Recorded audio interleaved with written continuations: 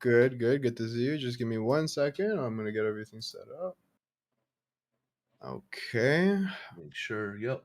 Okay. Congratulations on partner, DrHeemedOut. Hey, thank you so much. Absolutely, 100%. Thank you. I don't deal well with nice comments. Can you guys say something mean or anything? You're a bastard.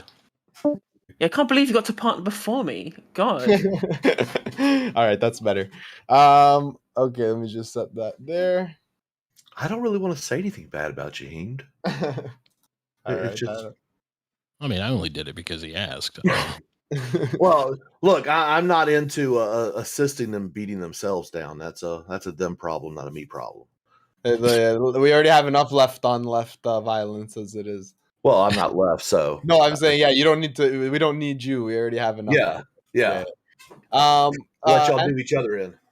I have a question. Okay, we're waiting for cameras. There's MPU. Jolah, do you have your camera? Awesome. Okay, and then hey, there he is.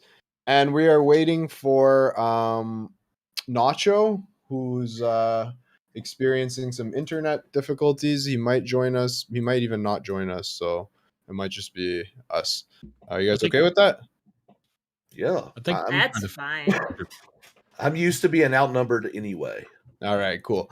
Okay, I am going to give me 1 second.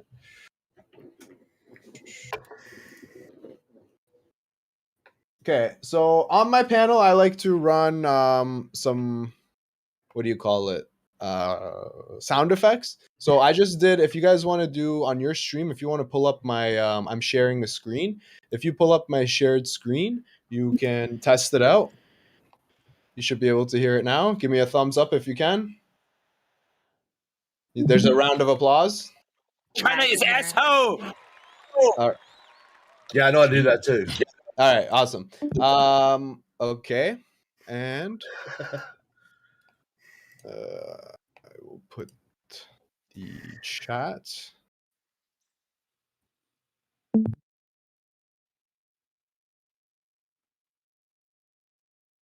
Uh-oh. What happened?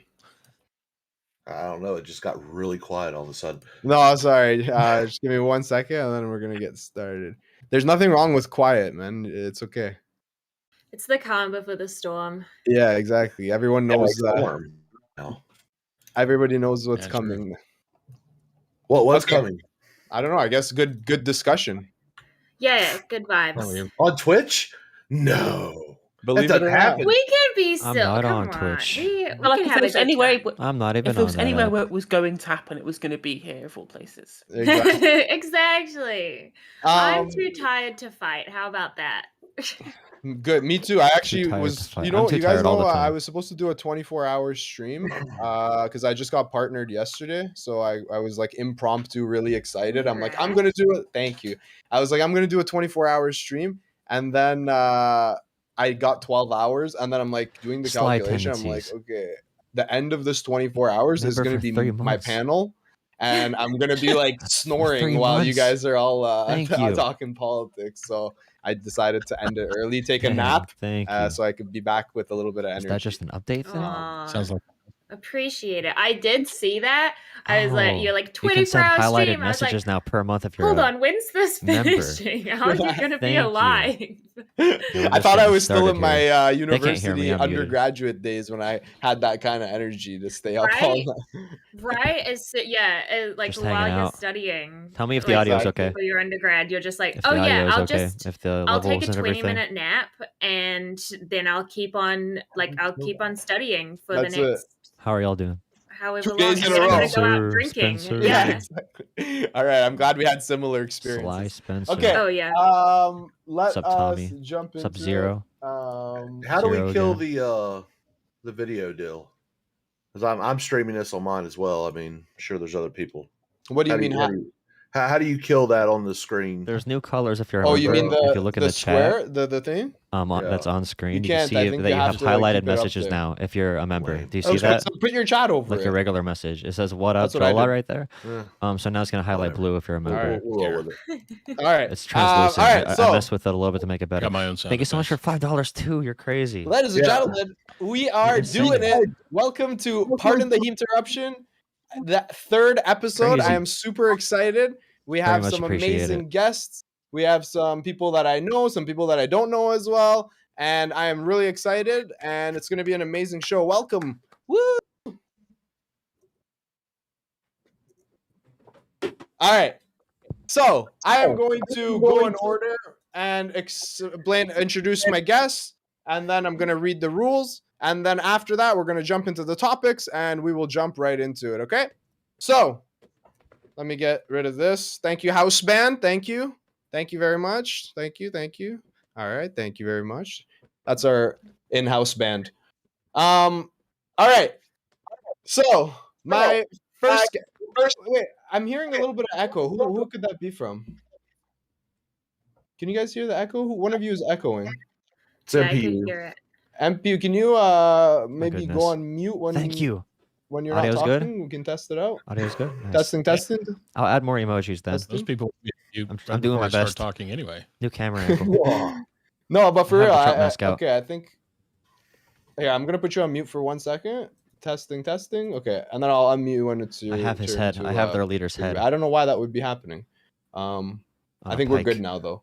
All right, so my first Threatening them. guest is a streamer, an actor from New Zealand. Wow. They are a self-proclaimed e-girl with an interest in politics. They want people to know politics isn't just for white guys, but it's something that affects everyone. And they also haven't been outside since New World release. Is that a game? Ladies and gentlemen, introducing. I bumbled my way through that introduction. Fawn, how are you doing this evening? Hi, I'm good, thank you. It's actually only 1 p.m. for me, so that's very nice. Icar Sparky, you're making fun of me. Come on. No, not at all. I'm actually being supportive. How are you, Fawn? You good? I'm gonna pretend to believe that. You should, because I'm actually earnest about that. Okay. No, I'm good. Yeah. I'm excited to be here. Thank you so much for having me on. I really enjoyed the last time that we were on a panel discussion together, so I was excited when you reached out to me and asked me to come on this show. Amazing. Thanks for having me. How long have you been streaming for, Fawn? On and off for about 3 years now. I started when I was in university, and I had just been doing it as I've been working and everything, but I've only just kind of started doing more full time. Awesome. Well, welcome to the show. This is only my third time having hosted this panel, but I'm really excited to have you, and it's going to be an amazing time. Welcome. Thank you. All right. Going to my next guest. My next guest is a progressive from rural America, of all places. And he works in policy and streams on YouTube. That's where you can find him. His name is Jolah. Jolah, how are you doing this evening? I'm doing great. How about yourself?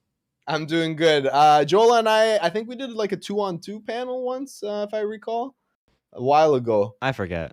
Time is a crazy thing. Yeah, so you were a streamer on YouTube, is that right? Yeah, for about a year now. Yeah, and how you never made the move over to Twitch? I've done dual streams. I think I have like 400 followers on Twitch. So I've done it a little bit. I haven't really fully immersed myself in it. I think I might in the future though, because your community over here is pretty cool. Yeah, thank you so much. Listen, stay over there on YouTube, okay? Don't be trying to siphon away from my community.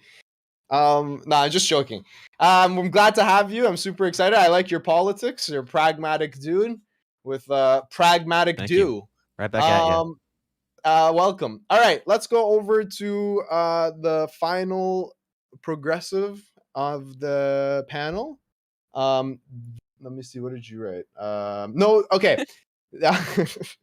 They are a UK politics streamer, leftist, trade unionist, whatever that means, covering news stories, politics, party politics, and LGBTQ issues It's No Justice MTG on all socials. How are you doing, No Justice? Good to see you.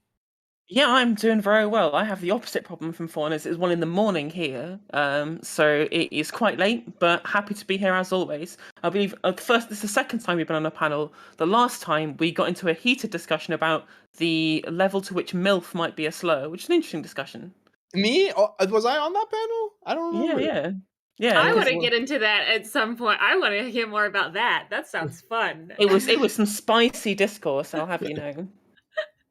And how do you feel being a streamer that lives in overseas and having to make these panels? Is it difficult to make them with the timing and stuff? My sleeping pattern's fucked anyway, so it's This not too new bad. chat I have on screen looks a lot nicer I'll take what I can get. than it And did how long before. have you been I'm a liking it. content Look at it to creator the for? left. It looks all serious. It About looks a year and a all half now. almost I started off professional. making Magic the Gathering content, and then Hasbro basically killed the I format. don't. What is that? I don't even know what that is. Oh, so it's an online. It was originally a card game that you played in like with real cards, but then it moved don't know online it. during the pandemic. Wait, don't know what Magic the Gathering Hasbro is? actually took you down? No, For that? Hasbro killed the game. They ruined it. Yeah. I thought that was Wizards of the Coast messing that one up, but hey. Well, Keep Hasbro the bought game- out Wizards of Keep the the Coast. gamer Yeah. discussions to a minimum, please. I'm a normie over here. I don't know what any of you guys are talking Embarrassing. about. All right.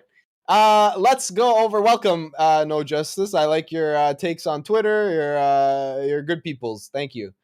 I'm really excited to have you. All right. Let's go over to MPU, or otherwise known as More Perfect Union, who is the More Perfect Union is a constitutional constructionist. I think he's into doing constitutional construction work, who believes laws passed by Congress must survive constitutional scrutiny.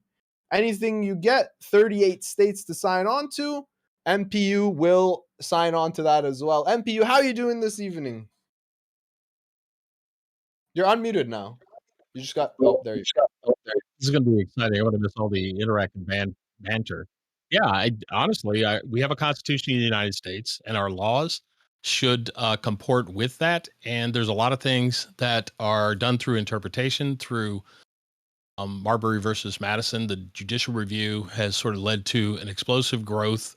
That and a few other changes have led to explosive growth in what we do and what our Congress thinks that they can do independent of that document. I think we are suffering some of the issues. And it's not that we don't have problems that we couldn't resolve through a constitutional process, but politicians, by and large, are too lazy to do the hard work of amendments. So gotcha. And how long have you been creating content for, or on Twitch area, Spaces, whatever? I do a fair number of panels, probably about 5 months now that I've been doing some stuff. Since February is when I first got exposed to it. I was doing some stuff on Facebook Live, but I got banned because spicy. I said something about vaccines that not questioning why people should get them or not, but just was just asking a question about efficacy and what concerns people might have about long-term effects. It was just a simple question, and then next thing you know, I got banned. So I found Twitch TV and found the conservative community, and I've been here probably since about February. Wow! So I'm really excited for the third topic to hear you weigh in on it. Welcome. I'm really excited to have you. And finally, it would have been our second last guest if American Nacho's internet wasn't so shit. But as of now, it's our last guest. A nationalist conservative who covers cultural and political topics on both Twitch and YouTube. Also an animator who is building a live cartoon show that should be starting in December. Wow. How you doing, Aircraft? Man, I'm doing great, and thank you for having me on tonight. And yes, in December, I'm going to be launching a Space Coast, Coast to Coast, a live-action live stream here on Twitch.tv, where I'll be bringing certain creators. You're actually someone who will be on that list for an interview. It'll be a lot of fun. You'll be talking to an actual cartoon. I don't even know what the hell you're talking about. It sounds incredible. Can you give us a little bit more? What are you saying? What is he saying? Does anybody understand what he's saying? It's go ahead and tell us. So it's a live stream just like this. Okay. Except Crazy. instead of seeing this ugly mug, because no one wants to look at this. I know what I look like. True. You're right. Mean, nobody does want to see that. I want to replace it with a cartoon. What a king. And the cartoon will talk to you much like a puppet would. Oh. Like a VTube kind of. What? Yeah. I mean, if you've ever seen Fright Power Hour or Donis Paul or anything like that, it's going to be the same thing, but it's going to be like a Space Ghost Coast to Coast type talk show where it's going to be an interview show. Amazing. And yeah, it's going to be a lot of fun, and we're going to have a lot of laughs. I'll come on if you can animate my beard nicely, all right? Well, just send me the mock-ups. No. See, you're going to show up on camera. Oh. You're going to show up on camera, and I'm going to have a little TV come down, and your little screen's going to pop up, and you're going to be you. I'm going to be the cartoon, and my little servant, Voosh, who's my little orc that's going to be my TV stand. He's going to hold up the TV for me, and, it's going to be a lot of fun. We will do evil things to him when people pay, maybe blow his head off or something. I don't know. Oh, okay. Animated violence is the best violence. That's cool. I like that. Yeah. All right. Well, it's having fun. Thank you. Welcome. Aircraft Sparky. I disagree with him almost on everything politically, but at least he comes into my chat from time to time and he can kind of behave himself and respectfully disagree with others. So welcome. All right, there we go. We got through all the introductions. And finally, our last guest who couldn't make it is American Nacho. Fuck that guy. All right, let's move on. So, the topics for this evening.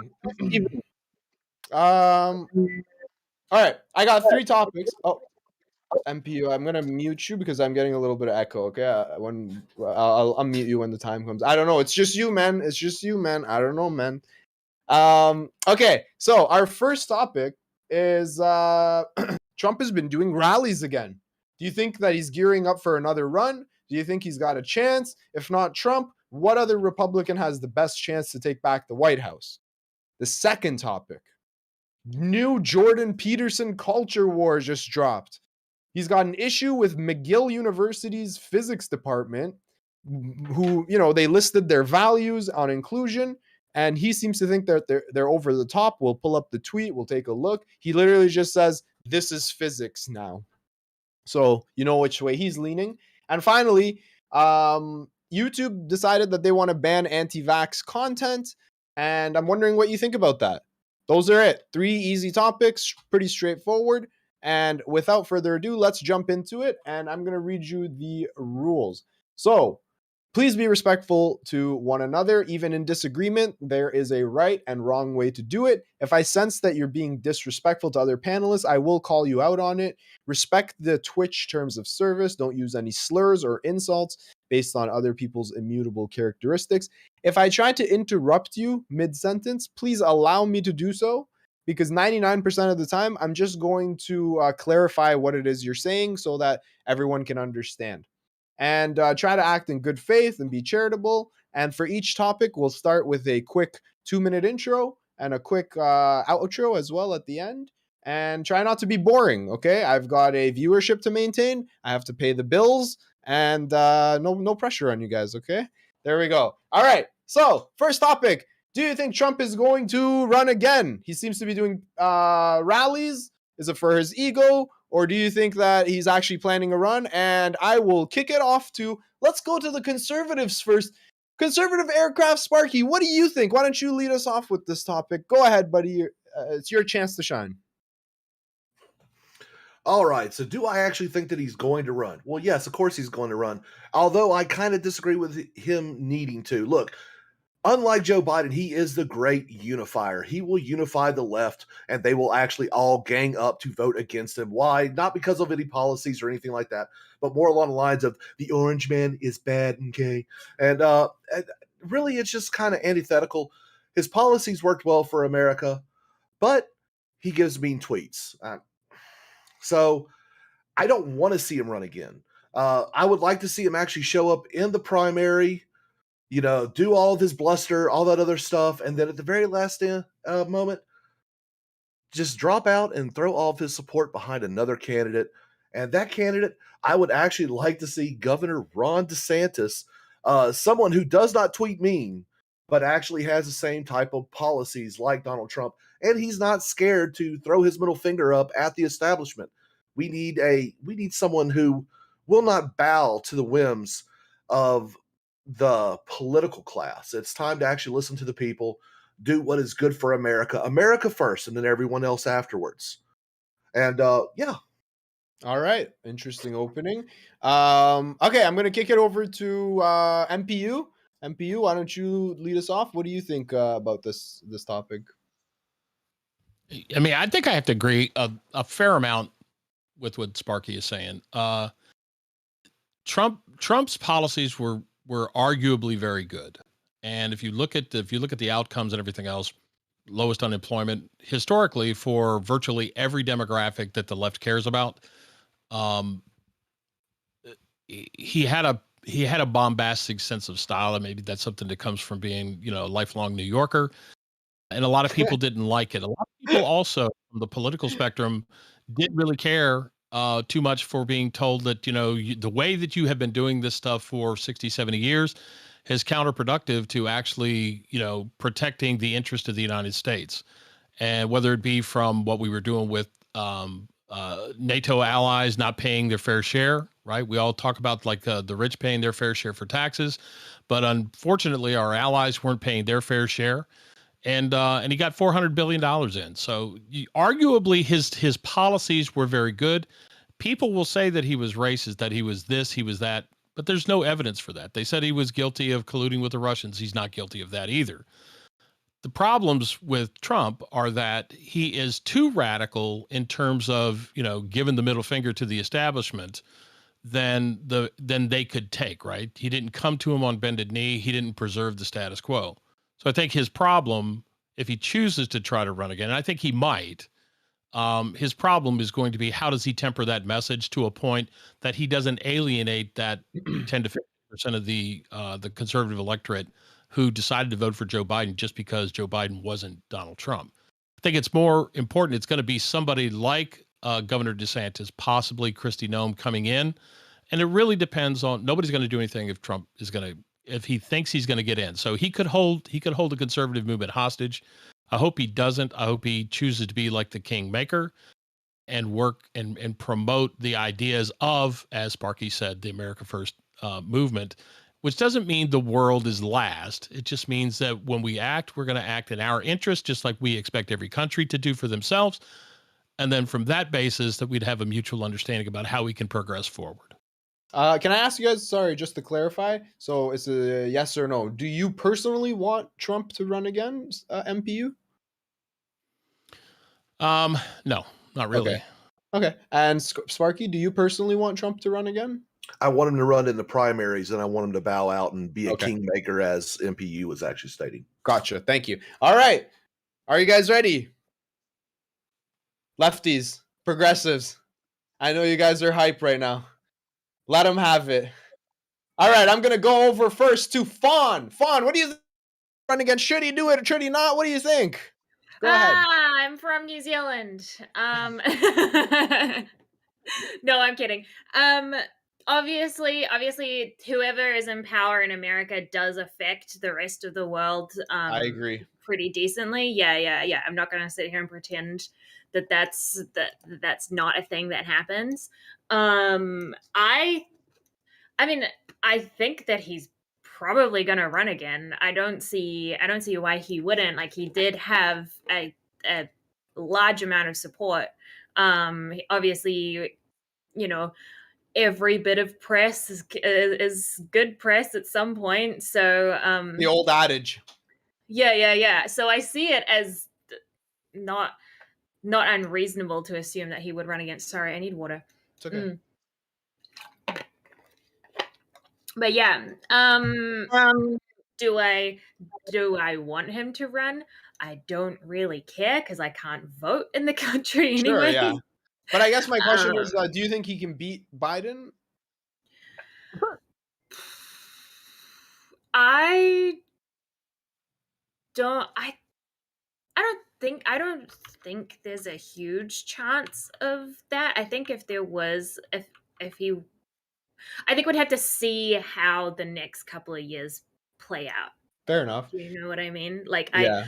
I don't think I think depending on what Biden does in the next couple of years, if he pisses off too many people, then Trump could have a go. But I think generally speaking, there's just a lot of anti-Trump sentiment, and I'd say for good reason. But obviously, the conservatives here wouldn't say that.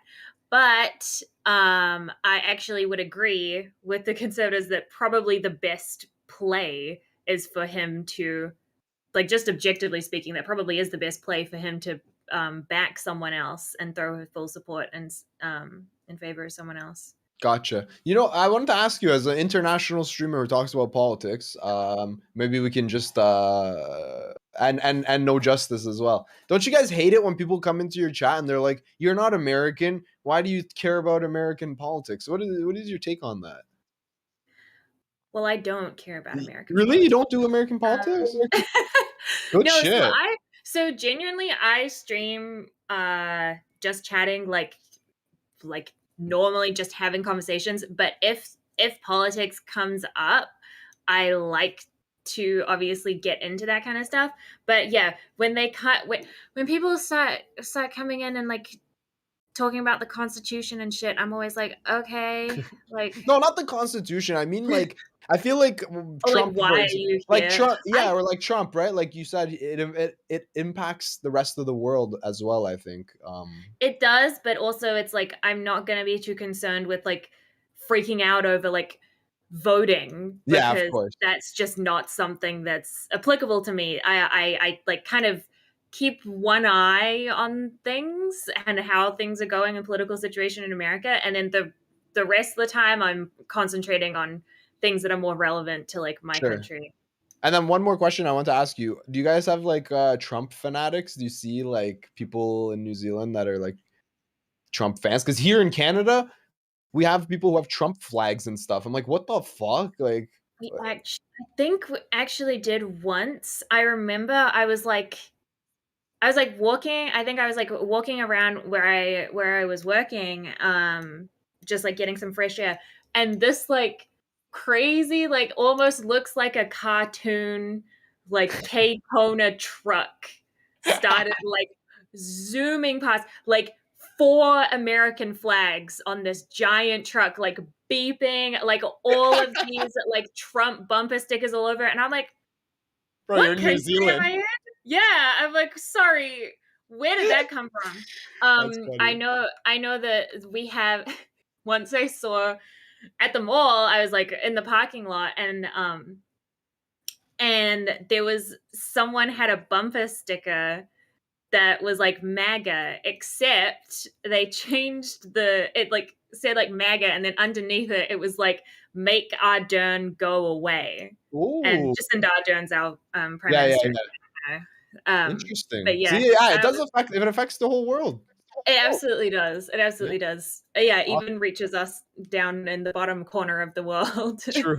Listen, you're the center of your own world. All right. Let's go over to Jolah. Jolah, what do you think about the fucking topic, whatever it was? Trump, well, all I know is Trump was not anti-establishment. He did everything the establishment wanted. He dumped all the money in their pockets. He did all the typical corporate Republican policies. He got nothing done that Mitch McConnell didn't say he could get done. He tried forcing through a bunch of shit on the wall. He couldn't do it. He just couldn't get it done. The only way Trump was anti-establishment is in the culture war, which is why most conservatives favor Donald Trump. Not because he improved the material condition of anybody from areas like where I'm from. You know where I'm from? Coal matters. Trump came through central Pennsylvania, rural Pennsylvania, and said he would bring back coal. You know what? He did bring back coal. He put coal back in the ground because the entire industry is dying. All the jobs are still leaving after he came through here and lied to everybody that he was actually going to help us economically. Trump, he's going to run again. He's a crazy egomaniac. He's a big narcissist. Will he win the primary? Yes. Can he win the general election? He will lose the general election by around 10 million votes, but he still can win because Republicans are playing with the Electoral College. Therefore, they can lose by like 15 million votes and still win the election. It's amazing. Our government, our democracy is great. The democratic norms we currently have with the Electoral College can give him every handicap he needs to win. And right now, even with all the audits failing for Arizona, he is still saying the election was stolen. And all the Republicans that won on the same exact ballots that they're saying are fake are still saying the election was stolen. So if he keeps on doing this crazy stuff over and over and over and over and over again, he's going to lose all of these suburban voters who didn't like him. He's going to lose a lot of these voters. But again, he still can win because the playing field is in their favor. Affirmative action for Republicans right now is currently a big topic in our country. Thank you. What was I gonna ask? Wow, what a passionate speech. Yes, Fuck, I was gonna ask you something, but I forgot. Let's just pass it on over to No Justice. Shout out to my What boy do you think? Donald Are Trump. you in the same camp as Fawn that you don't give a shit about this topic? So actually, I mean, I cover US politics relatively frequently. It has a great effect on the whole world. So I like yourself, Heem. Even though we're not the same country, it still has a big impact, especially post Brexit as well. Considering as one of our future trade partners, whoever's in charge is very, very important as far as the UK is concerned. With regards to Trump running, is he going to run in the primaries at least at the start? Almost certainly. He's made plenty of intimations before it. Every single poll that's been done on the primary that's included him, he's been way, way out in front. The only person who's ever come close is Ron DeSantis in one poll that was weighted based on likely voters. So he's very, very clearly going to run, especially considering what he said. With regards to his chances, I do not think he can win another general election if he stood. The main reason because there's clearly a pro-Trump, anti-Trump schism within the party. And people like Liz Cheney who really hate him, and there is clearly a Trump base and a GOP base, and these things only overlap at certain points, right? And the problem is if you run someone who isn't Trump, you're going to lose a bunch of the Trump base who only vote based on him and his personality, rather than for any specific GOP policy platform. Which is why I think I do agree with everybody else in that probably the best situation as far as GOP strategy is concerned is if he runs initially in the primary and then uses his position as kingmaker to be able to unite the pro-Trump and anti-Trump halves of the party under a compromised candidate. But I mean, to be fair, even if he did run, he still probably could win for all the reasons Jolah points out, in that only a few votes in some key swing states, maybe some poor policy platform from Biden, say for example, not passing a big infrastructure package that would benefit a lot of low-paid Americans. That would clearly impact, and obviously the midterms are going to be a real barometer for what the political situation is going to be like moving forward, and how that dial is going to swing and move backwards and forwards. Can I ask you guys, okay, all of you guys a question, okay? And then I'm going to give it to open dialogue. You can, whoever wants to take over. But one thing I would like addressed, the way that Trump fights in primary season, do you think that he might actually he might go so hard that in the primaries, because he fights really dirty, as we all know, that it actually ends up harming whoever it is that he ends up backing? Like, do you think that could be a case? I'm just going to throw that out there if you guys want to refer to that, or if anybody wants to take over open discussion time. Go ahead. Well, Kamala Harris actually got the vice presidential nod by calling Joe Biden a rapist. Yeah, so, that's true. It really doesn't really matter to American politics, because most Americans, they have the attention span of a fucking guppy when it comes to a lot of things. So I'm glad you said it. I mean, and you have to admit, during the last primary season, when he was doing plenty of attacks on other people who were running, they were absolutely completely fucking cucked by him later on. As soon as they dropped out of the primary season, they were all licking his boots afterwards, right? Pretending they had not told them they had ugly wives and shit like that. That's what I'm wondering. Like, if he does that, and then is he the kind of guy who could ever bow out and back anyone, or would he just be like, no? Oh, yeah, no. I think see him bowing out personally.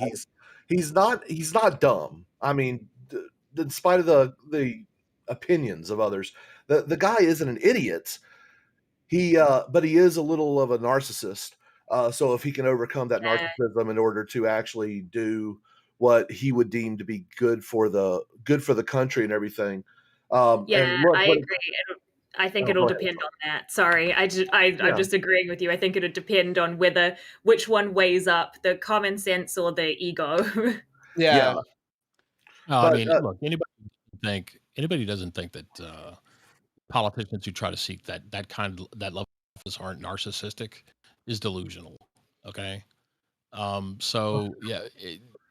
Hillary Clinton, probably one of the most narcissistic people on the face of the earth.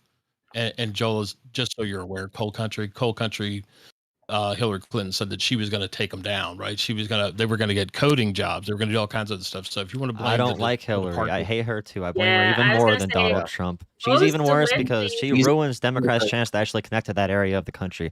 Democrats are lucky Oh. Donald Trump isn't smart. Democrats are lucky Donald Trump is self-defeating. If Donald Trump wasn't the absolute idiot he is and narcissistic, directionless ball of fire that he is, Democrats would be screwed because of how our system is set up. But yeah.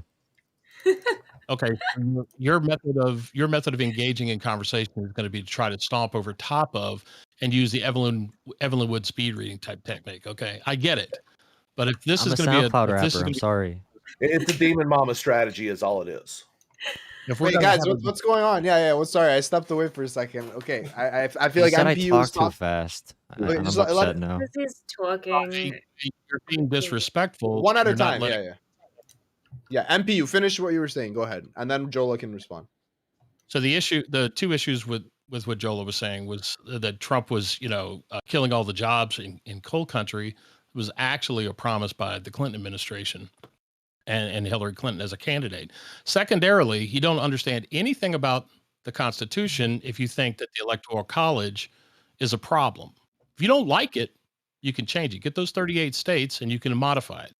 We don't have a direct democracy in this country. Jolah, are you against the Electoral College in general? Yeah, in the current stages of it, yeah, I am. I'm more for a proportional model that actually models what people are thinking in the country, especially because like there isn't any more representation being given to like smaller states right now. States' rights are not being elevated because of the Electoral College. We're just getting elections where one political party out of our two major political parties is getting a huge upper hand when they really shouldn't have one.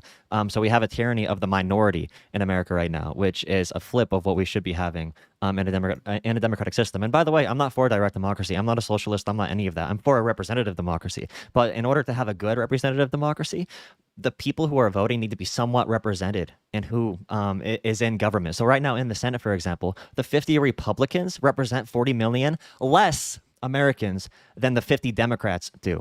So for a functioning representative democracy to work, those levels cannot be as skewed as they currently are, in my opinion. I mean, I must say, I'm very jealous of.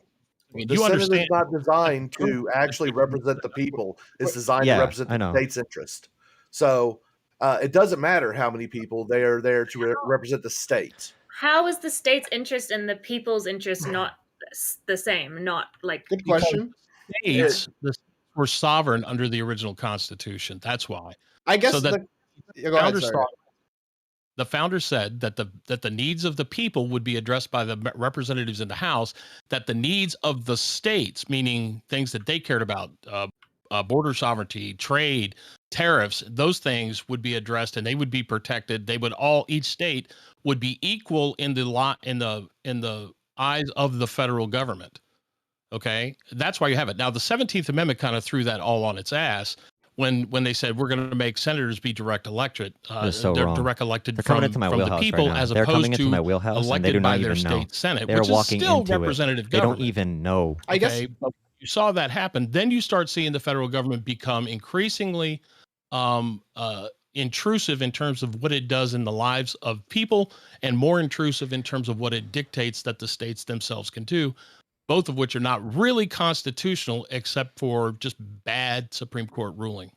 So can I ask you a question? I think what Fawn was kind of trying to get at, and correct me if I'm wrong, Fawn, were you asking basically, I think this is what kind of how I feel anyways, that like, yeah, I agree that when the country was initially founded, it might have been founded based off of a severe emphasis on states' rights. I'm scared. But like, I don't know if I can say that. Can you imagine a world in which money, the emphasis shifts maybe towards the people more, or is it have to be always no states' rights first?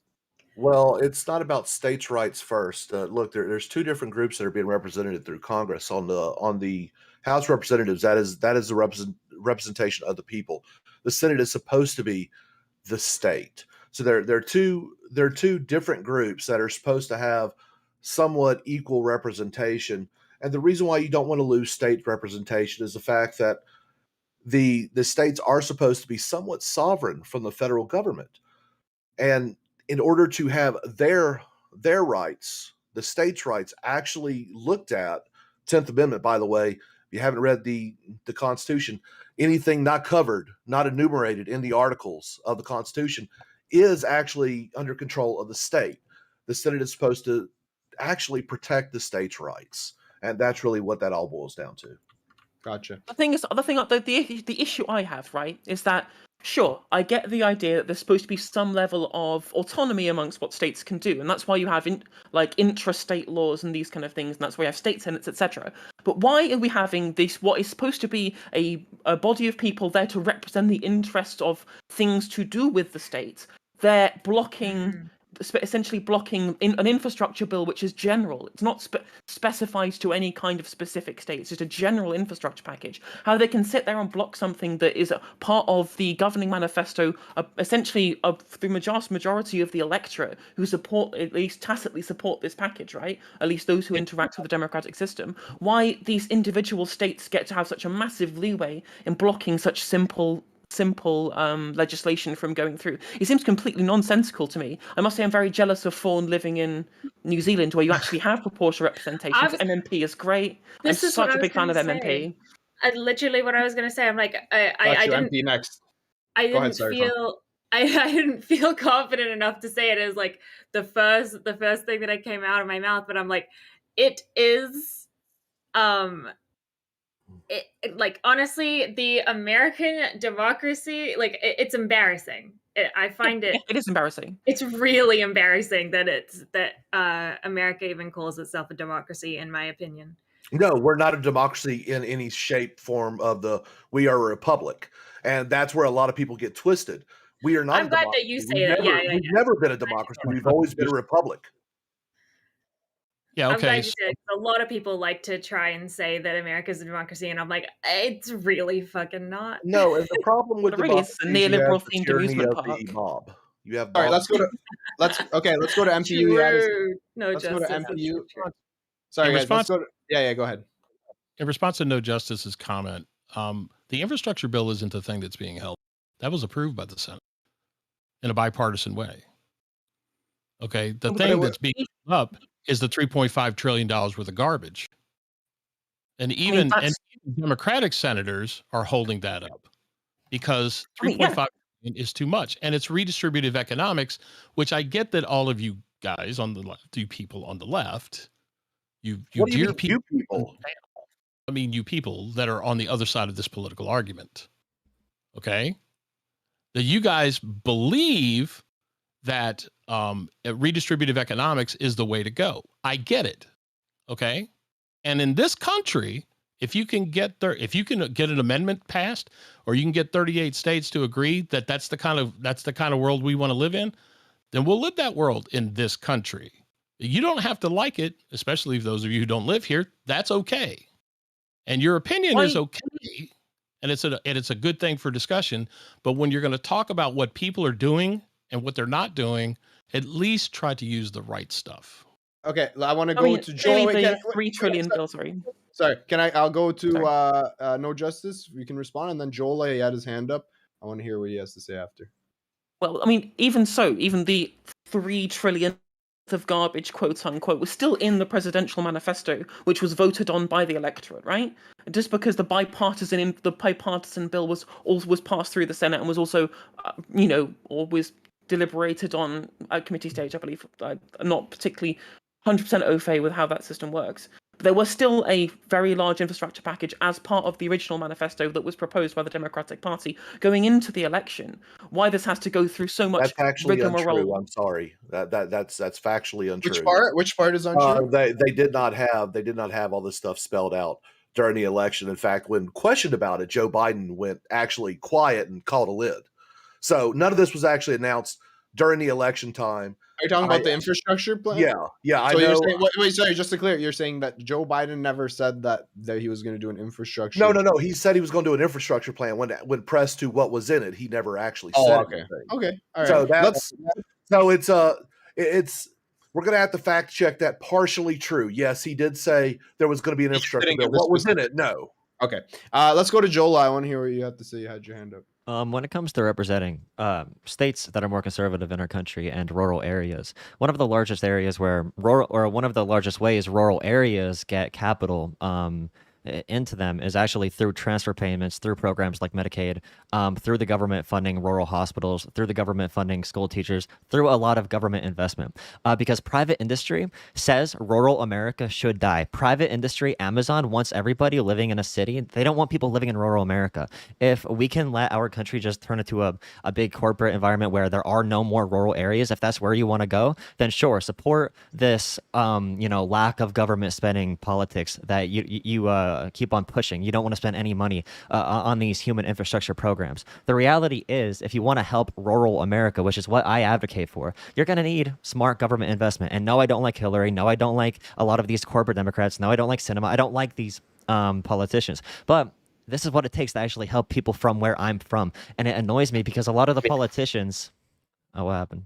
Never mind. But a lot of the politicians that got elected where I'm from win off of culture war issues. If I talk to people and say, should we invest in childcare? Should we invest in doctors? Should we invest in people whose job it is to take care of people? 90% of volunteer firefighters in Pennsylvania are unpaid.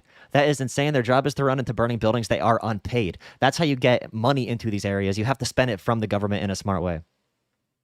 Wait. You're saying 90% of all firefighters? 90% of all firefighters are volunteer, and all volunteer firefighters are unpaid. And that's a big issue all across the country. We're having a crisis because we're having issues recruiting and retaining young firefighters. The average age in Pennsylvania is like 45 to 50 right now. So to fix that problem, we're probably going to need some type of government spending. And that's a big issue because your job is to run into burning buildings. So how are we going to do that without paying people to do that? But they're volunteer firefighters. It's not like... because they have to be. Yeah, but the thing is, if they have to be, that's the way they have it set up in their local area. They can actually, counties and stuff can actually set up their own fire departments. In Tennessee, you see that happening. In Oklahoma, where I live, you see that happening. The fact that it is strictly voluntary there in Pennsylvania is a model that they are following. They chose to follow that, and people choose to actually volunteer. So sorry, just to be clear, Sparky, you're saying it's not like a budgetary issue. I'm not saying it is a budget issue or not. What I am saying is that is what they chose. If they thought it was that important, they would actually budget for that themselves. So that's really what it all boils down to. In the entire country, 70% of all firefighters are volunteers. So this is an issue all across state budgets everywhere. And for state budgets to have some leeway, you do need some type of spending program from the Fed, because state budgets don't work like the Fed. They can't just go into debt. We actually have to pay for what we do at the state level. So when we talk about doing like volunteer firefighters or even funding caregivers that make $10 an hour, and it's their job to wipe old people's butts and to dress them. Okay, one at a time. To fund that, you need investment from like the federal government. You need that to come in, and this is a totally different policy debate. I'm kind of moving away from the Trump thing by accident. My bad, Dr. Heem. Okay, no, it's okay. All right, let's go to MPU. He wanted to respond about the firefighter thing. Yeah. Okay, so the long and the short of it is that you want the federal government to fund all of these things that the states are empowered by the Constitution to do for themselves. And that's the delta. Okay? It isn't the federal government's role. Supreme Court rulings notwithstanding to the contrary, right? Dred Scott was a bad decision. We all know it was, but it was still the law of the land until it wasn't. Okay? The federal government does not have the authority under the Constitution unless you contort the preamble and the Commerce Clause. And anything that you want, your state has the authority to fix it. If your state wants to pay firefighters, they'll pay firefighters. They'll come up with a way to do it. But what they'll probably have to do is raise taxes on the citizens or the residents of those states to do it. And guess what they don't want to do? They don't want to raise taxes there if they can go get money from the federal government, because the federal government is going to take it out of people who make $514,000. They're going to carve a pound of flesh out of their butt. And you think that that's okay, so as long as you get the money, it's free to you. But as Milton Friedman says, there's no such thing as a free lunch. Somebody's paying for it, and that results in a net drawdown on what the capabilities of the nation can be. Okay. If we're gonna, sorry. Yeah, I was going to say, if we're going to actually have a look at the consequential outcomes of tax and spend policies, you only have to look at the successful social democracies of Scandinavia to understand that these policies are good. They absolutely destroy America on the social mobility index. And I mean, I understand you have this particular base of school of thought, which I understand. Sure, you have your ideology, that's fine. I understand that there's maybe on a consequentialist basis all I'm looking at here, and maybe you have some particular deontological reason why you think that tax and spend policies that give people money to people who quote unquote don't work as hard, sure, I can understand that ideology. But if we're just looking on a consequentialist basis on how these particular states and these economies function, the ways in which you make for a happier and more equal and stronger, very strong economically still populace, the tax and spend policies have been shown to work in these particular states. Okay. Wait, sorry. I'd like to ask a question. Okay. So first of all, Fawn, did you want to jump in? Did you add something? Or okay? I was just gonna agree with No Justice and say thank you for bringing that up, because I mean, the whole taxation as theft thing is really gets old really fast when there are so many countries around the world that do just fine without universal health care, without social welfare systems. Are you saying without or with our? With our. Oh, okay. Sorry. So we have free and subsidized healthcare here in New Zealand. We have state housing and things, and I think that New Zealand can do a lot better. I don't think New Zealand's doing enough, but is your healthcare national, or is it provincial, or you can go anywhere in the country and get your healthcare? Yeah, national. Yeah. Okay. And how is tax do you guys pay? Obviously, you pay higher taxes than the United States, I assume. I don't is taxing a big thing over there? Do people complain about it?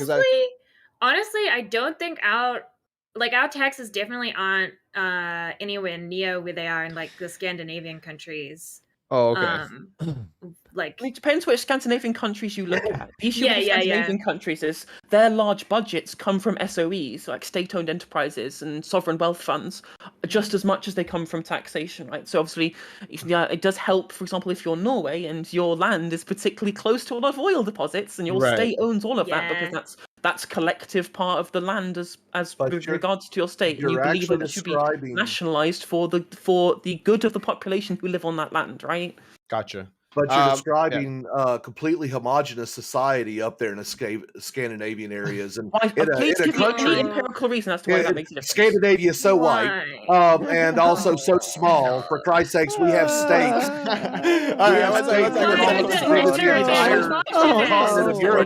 We're doing it. Let's go. No, I'm pointing out the fact that when you have a homogenous society, you have groupthink is a lot easier. We're a multicultural. We're a melting pot here. Wait, one sec. Can I ask you a question? There's white people in America who disagree massively with other white people in America. Mm-hmm. So why would you say that? When you have a small, there's people like. Can I use another example? I'll use another example. I'm from Iran. Yeah, that one didn't work. In Iran, there is. Everyone is Iranian. There's not much immigration that happens to Iran, and there is massive disagreements. Some people love their current regime. Some people hate the regime. I don't know if I like this argument that cultural homogeneity. What are you implying? Yeah, I'm wondering what you would think. Basis for it. Let him answer. He pulled it out. Yeah, I would appreciate that because. And then MP, you can answer after. When you have a country whose population dwarfs an entire continents. For the most part, I think it's a little bit harder for us to come to a consensus than maybe, I don't know, a country that is the size of, actually smaller landmass than Pennsylvania itself. What about Canada? Canada, look, we don't care what those Tundra Wookiees do right now. No, but we have a massive landmass, right? Yes, y'all do, and about what is it? About 75 to 80% of your actual population lives. Very close to the border areas on the south. Yeah, we do. You have a lot of unused land, and I understand why, but it's a beautiful country there. But yeah, y'all have the same type of problems. Y'all can't really get around the same ideas, for Christ's sakes, on a lot of things. I don't think any group of like I don't Any know. Anyways, large country, you're not going to have the same It type does of make cultural things more experiences and complicated, everything Tom. But as you the only will issue is, in the like, smaller, the only people who bring it more up nothing states are of usually Europe. I doing mean, it they're for bad very reasons. small. okay, Very I'm gonna small. pass it to MPU, and then They're usually doing he it had his because they hand up. want to Just make a before I point pass it like, to you, I also oh, want to they're all ask you white, so it guys, works better. since we're on Therefore, we shouldn't taxation, do I'm more curious like what you think. Let's we say should you be have, against and maybe diversity MPU, you can also answer my question once I pass it over to you. actively. I'm wondering, since you guys are all for states' rights and stuff, right? Some states make much more money than other states. Are you for like having this country where you have multiple states, where you have like California, which is ultra rich, makes tons and tons of money, and then you have smaller states which are mostly Republican, which don't have that economic output? Would you be okay with having like massive differences in standard of living in these two places? And how do you address that without having like a federal taxation that distributes that kind of stuff? MPU, you can go ahead and take that and the other thing. Yeah. Okay. So just to kind of, instead of asking the question, I'll just sort of dovetail off of what Aircraft Sparky said, which is, you guys think that you can apply your small population countries models and what might work at a smaller scale, that it works at a much larger scale. There's 360 million people in America, and we are geographically diverse. We are culturally diverse. We are financially diverse. And to kind of dovetail into your question, okay, there are already disparate modalities of living and different standards of living in the United States, from the rural areas where things are typically cheaper but less plentiful and people make do with other things, okay, or places where you have really high population density cities where everything is freaking ungodly expensive, and the support resources necessary to keep the city running require higher taxes. So yeah, it is possible that you can be in as your population density increases over a given area, that you can have more need for more services and stuff like that. Doesn't prevent California from taxing its citizens to death, which it does, where Fortune 500 companies have been leaving there in droves because of the tax levels that are just simply too much. Okay. The bottom line is that if various states want to do these things that you guys all think is so great, they're free to do so under the Constitution. If they want the Constitution to be amended so that the federal government has the overt responsibility, not just the inferred responsibility through court cases, to be able to do those things, that's okay too. But there is an Article 5 process, and to get to the original point, when we look at what the founders gave us in this country, they recognized that things would change, that there would be a need for change as time goes on. That document, to maintain itself as a living document, it had to be alterable in a peaceful civil way. And so you're really pro amendments, basically. Are just too lazy to do the hard work. So you're saying if you could get it by amendments, then whatever is fair game. Yeah, that's the way it's designed to be. Gotcha. And a lot of people say it's too hard, it's too difficult, and that's why we haven't had a constitutional convention in forever. But it is possible. It's just when was the last time? Just out of curiosity, do you know? Ooh, I do not know. MPU was in the 90s, I think. It was the one that said that Congress couldn't vote itself a pay raise. Gotcha. It had to. That took 200 years to ratify. Yeah, that would be a 90s thing. Okay. Okay. So I think I want to wrap up with this first topic. I'm gonna go around one more time and ask you guys the question.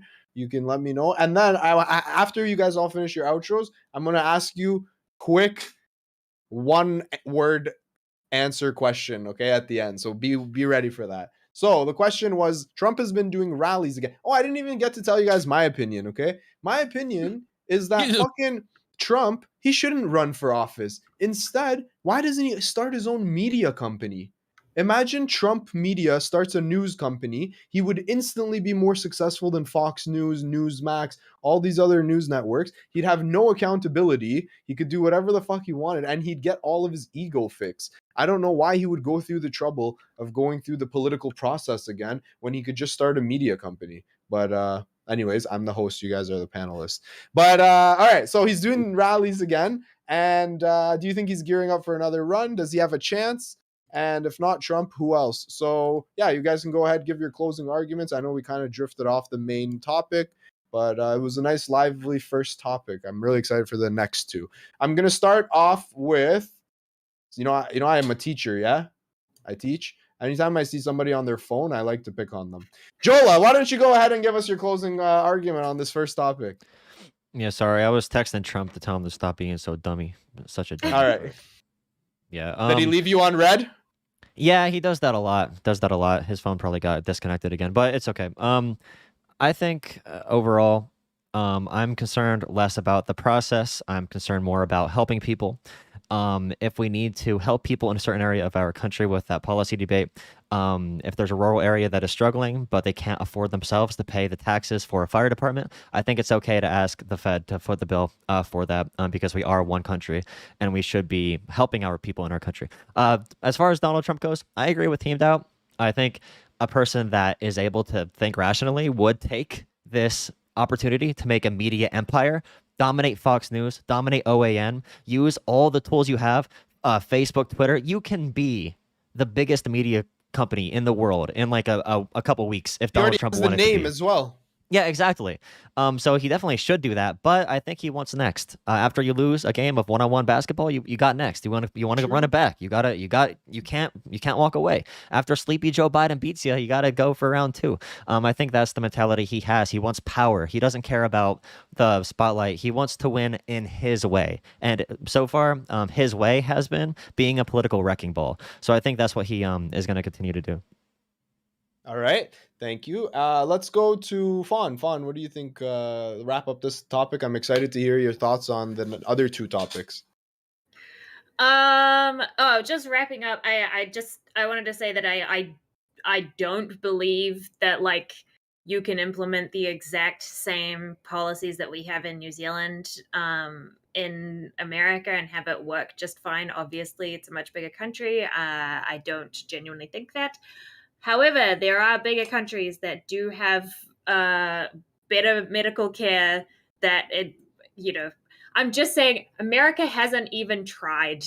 And a lot of conservatives like to go like, oh, it's just not gonna work. You can't do that here. And it's like, why not? Why not give something?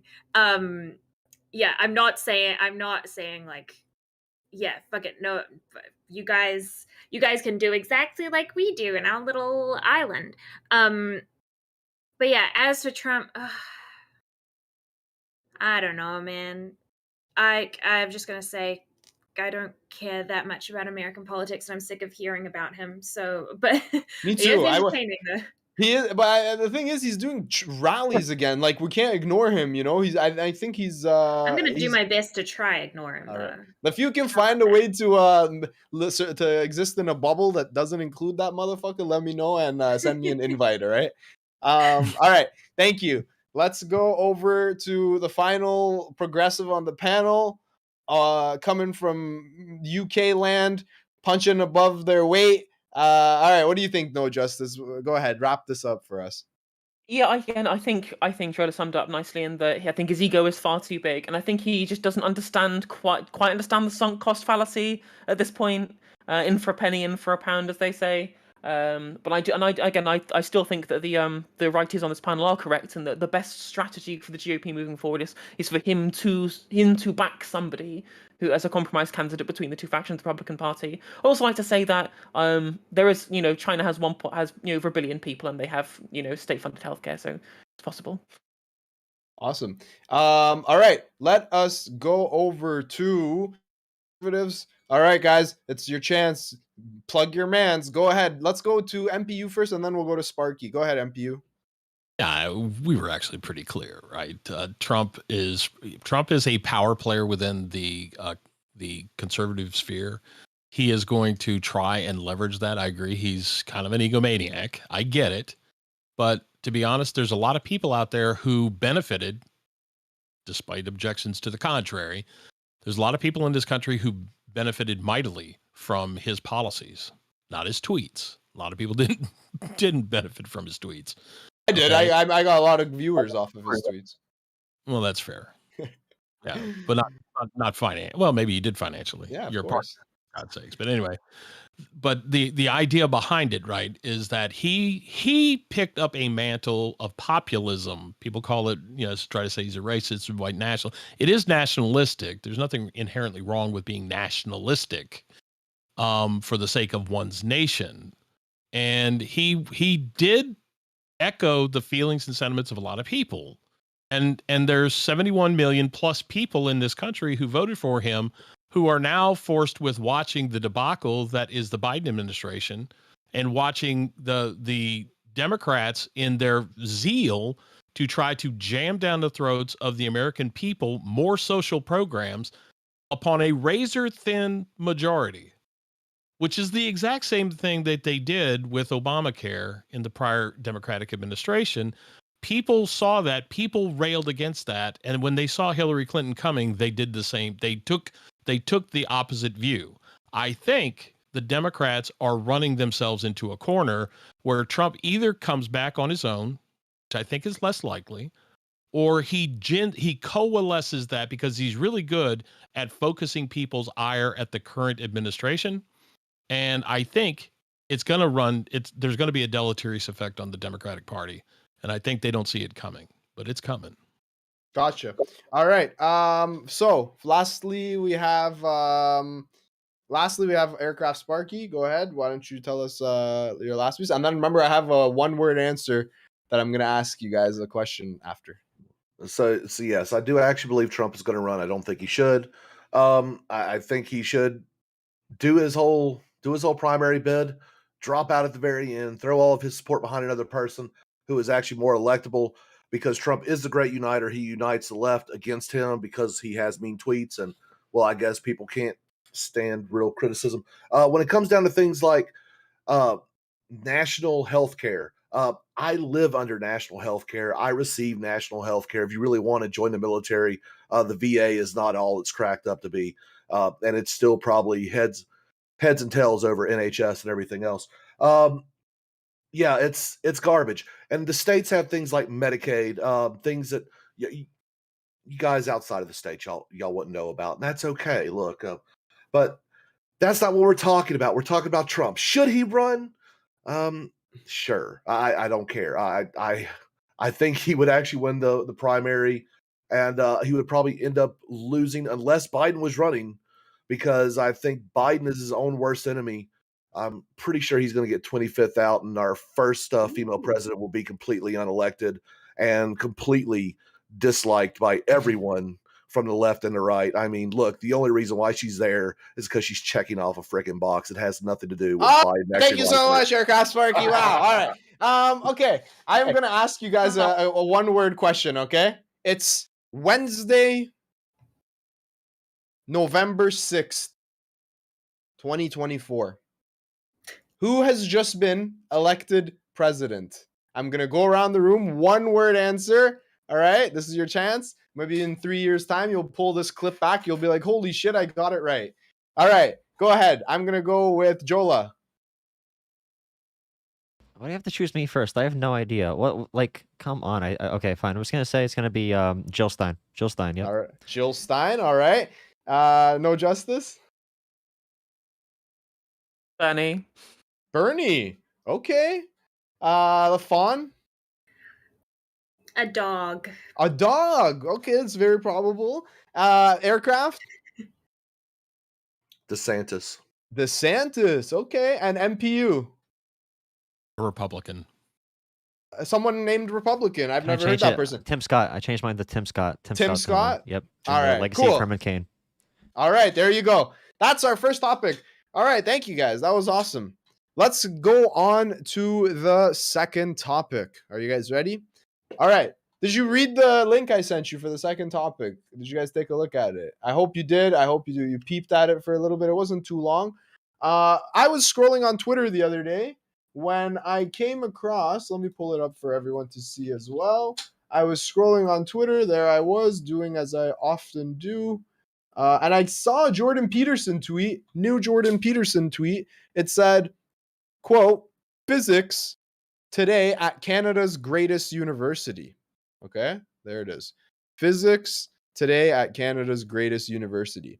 So I clicked on it, and it happens to be a value statement from McGill University in regards to, things they value as opening statement. Professionally, we value fostering excellence, da da da da. In our personal interactions, we value this, da da da. And basically, it's kind of, I don't know, it seems like harmless to me. But I'm curious what you guys thought about it. It seems to be emphasizing things like inclusion and representation in universities. And I'm curious, do you think Jordan Peterson here has a valid gripe? Or do you think that he's out of line and that the university is doing nothing wrong? So I am going to send it to, let's go to Sparky. What do you think on this first one? I think this is going along the lines of the C-16 bill. Basically, when I read over the McGill things, I mean, a lot of it's agreeable. It really is. The only problem that I have is there's no such thing as equity in science. Look, you're either going to be good at it or you're going to be bad at it. And when you're bad at it, that should be highlighted.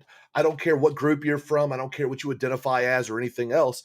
And that's really one of the things they say equity, unlike the notion of equality, is not about sameness of treatment. It denotes fairness and justice and process in results. Equitable outcome often requires differential treatment and resources redistributed to achieve. And I think that's a problem. Look, if you were going to be a research facility, your project should get the resources based on the merits of the research being done and the requirements of the research being done, not because of some category. It's ridiculous. Look, you can treat everyone with respect. Most of this stuff I agree with. Treat everyone with respect. Yeah, be kind, all this other stuff. But don't treat people differently. If you have to treat people differently because of some category or whatever, well, then you're being discriminatory. Even there's such thing as positive discrimination too. And look, that's unprofessional. You treat everyone equally, everything's good. All right, thank you so much. That was short and concise. All right, let me send it over to Jolah. You ready to do this? I'm always ready. Except for when you were texting, but I was researching topics at that point. Oh, okay. No, I actually was. I was reading the mission statement to make sure I knew that Jordan Peterson is a snowflake and he wants to cry about everything to do with academia because he has a really weird obsession with it. The neo-Marxist controlling everything. And Jordan Peterson runs with that narrative forever. He has no ideology, but apparently his ideology is also calling everything like crazy and neo-Marxist. I actually agree somewhat with Sparky when it comes to the language that I see academic institutions using. I think they go way too far. I think they do it in a very robotic way. It's not even looking at power dynamics as much as it is, like, in my experience, a lot of places are trying to avoid like a lawsuit. And it creates a lot of awkward situations. So, for example, on my college campus, they'll tell white people a lot of things about microaggressions, and a lot of white people will talk a little weird around people that are not white because they're like, "Can I say that I have a dad around you?" It's like literally stuff like that. Like they literally do that. And they bring in like these Robin DiAngelo types. Like, I don't think that works. I think we need a better approach to make sure we do have better connections with people and that we do understand power dynamics. And I don't really think this was necessary. Maybe a little bit of a lighter dosage of the same thing, but. Did you see anything problematic in it? I guess we'll save that for after when we do the open discussion. All right, let me go over to Fawn. What do you think? Yeah, I mean, I don't see anything wrong with it. Jordan Peterson is such a fucking reactionary, like, literally, like, this is what physics is. This is actually just really academia. Like, this is an institution that is trying to protect its own ass. Like, that's why I think the language is so heavy-handed. But also I've seen this all over the place. It's so that they don't like get into trouble over things and they can like hold people accountable. I don't know. It's nothing new. It's not like it's not like, I don't know, we're gonna kick you out of school if you accidentally use a wrong pronoun. Like it's just, I don't know, it's Inclusion, not, kind of, yeah. yeah, it's just inclusion. It's honestly just saying things that you would probably get in trouble if you did, like in academia. It's like no bullying, you know, like if you were a professor and you were caught, like, I don't know, using slurs against your students, yeah, you're gonna get in trouble with if that happens, whether you have this statement or not. Like, I don't know. It's just So you're falling in the he's overreacting on purpose. yeah, of course he is. He overreacts on purpose on everything. It's just it's just boring at this point for, like, on his part. I'm like, oh my god, dude, grow up. Yeah, He has some gotcha. ridiculous takes. I mean, like, I was like, whoa, I wonder what's happening at this physics department. So I was curious. I was trying to look up, like, other people talking about it. We're the first ones. Yeah, and I'm like, no one's talking about it because he's trying to start discourse on it, right? Yeah, exactly. So, like, if there was something that could be considered outrageous in this, I think that there would be a lot of discourse about it, but there just isn't. You know? Right. Let's see if MPU agrees with you. MPU, go ahead. What do you think about this Jordan Peterson's new concerns while I eat my pizza? Yeah, I'm not going to spend a lot of time talking about Jordan Peterson. I neither support nor denigrate him. I think he has an opinion and he's going to bring attention to things. So we're looking at it, right? So in that sense, yay, kudos to him for making it a point of discussion that we're covering. The actual material itself on McGill's site is not horrible per se, but the problem is that they include a bunch of definitions, and those definitions are like something that's straight out of RT. All right, let me hear the. I guess we'll hear it in the open discussion. Maybe we can get into some of the specifics. Yeah, go ahead if you want to give us an example. Super general rundown is that when you talk about redistributing resources, Sparky is 100% correct, right? When we're looking at, you got two physicists, one is white, one's brown, and you're going to give them both the same amount of money. Or actually, if the guy who happens to be brown is not the smarter physicist, you're going to pump more resources or time and effort into that physicist so that you get the same outcome. This is the kind of stuff that you can end up with when this goes on, right? And they talk about a lot of things that they talk about with respect to, in their definitions. They talk about discrimination, these, harassment, systemic barriers. These are all Marcusian leftist takes. And it's sad because what it will do is it will keep people from taking a chance. I'm not saying taking a chance to be a racist or to be anti-LGBTQ, whatever, right? Nobody's tolerating that. Okay. But what do you mean taking a chance with what, I guess? Well, the idea here is that you have to be constantly on guard for fear of offending somebody, that they will feel like they have an action to take against you, and then you'll lose your job. And the one thing that they don't explicitly protect is political thought. Okay. And that's a problem. Okay. Lastly, justice. No, none of it. Why don't you tell us what do you think about this? Well, clearly what's happened here is that the academic institutions of our country have been fallen to the postmodern neo-Marxist dogma that has come straight out of the Frankfurt School, critical theory, talking about power dynamics in our institutions, which I feel like is a denigration of our culture as it exists in our country. And that's right. I can't do that forever. But it's essentially. Okay, wait 1 second. We gotta give you a round of applause. That was so good. Is that what he sounds like? That's exactly what he sounds like. He sounds like Kermit the Frog. He does sound like. He That was sounds more mostly a like Kermit Kermit the impression. Frog. That was mostly a Kermit the Frog impression, but essentially, I think it's one massive nothing burger. And the vast majority of this is completely unobjectionable. Basically, just like saying, take care of people, any kind of particular power structure that exists can be abused, and make sure you're looking towards that. They're not making any kind of particularly normative statements about how these interactions should pan out. They're just asking people to be wary of these. Now, I do think that talking about something like hierarchical power dynamics and stuff is kind of flowery language, which is difficult to quantify.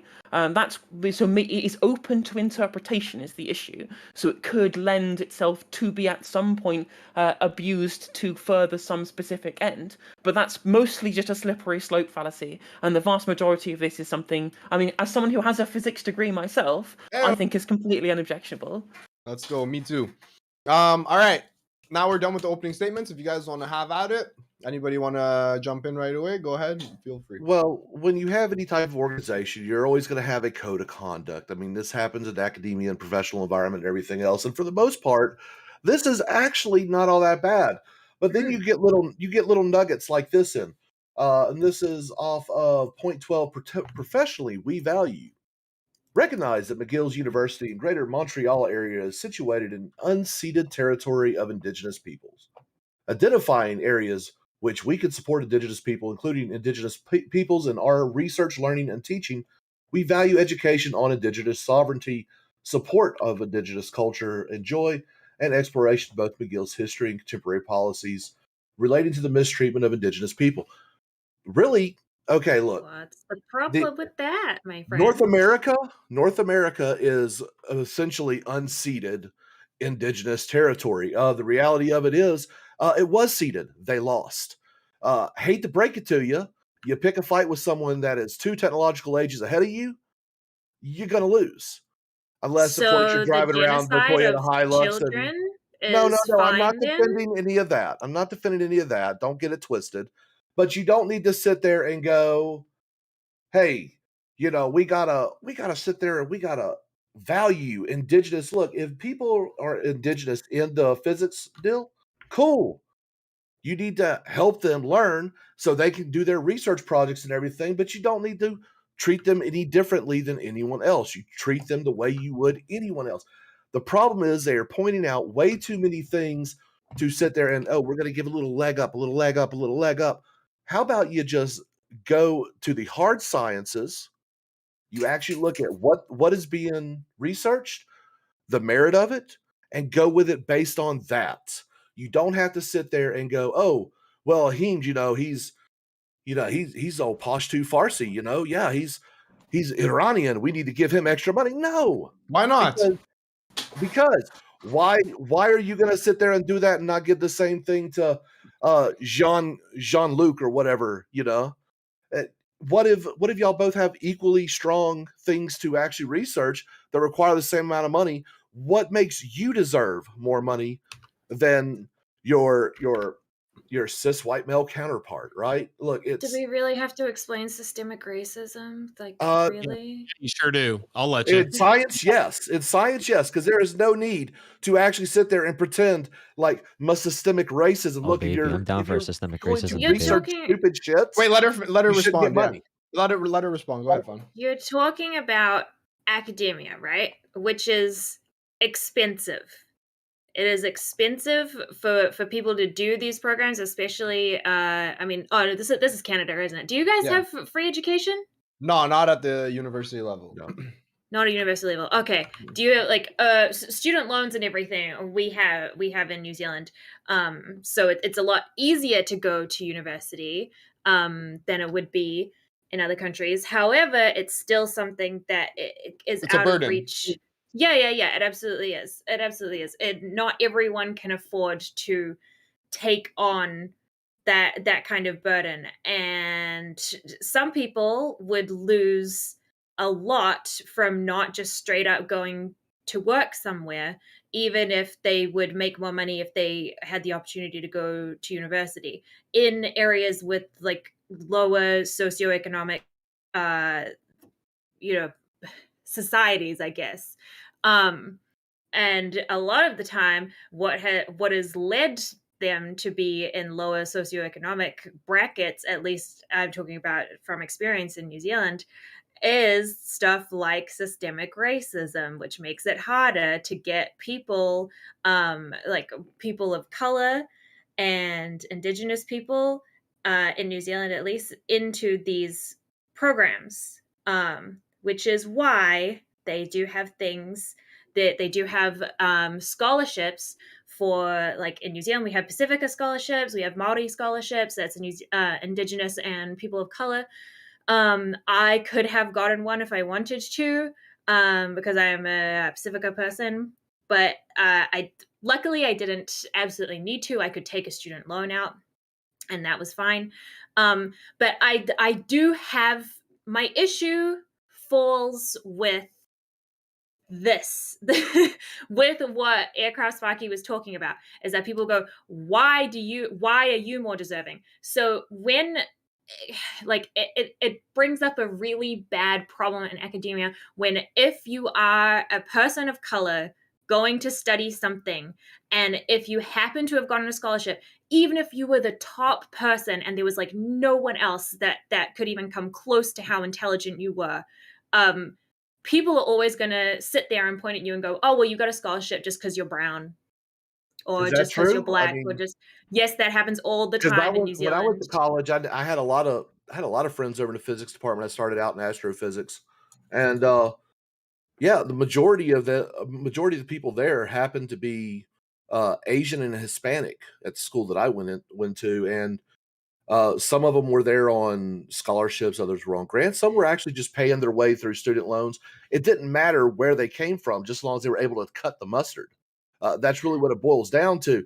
I mean, I think that's fantastic, but like, I'm just speaking from experiences that people who come in on scholarships will automatically think that people with these views will go like, well, you just got it because of the color of your skin, and automatically dismiss their actual academic achievements. Well, yeah, I mean, I think what she's wrong. Well, I think what Fawn is trying to say is that, like, let's say it's a physics major. Yeah, I got you, Justice, after.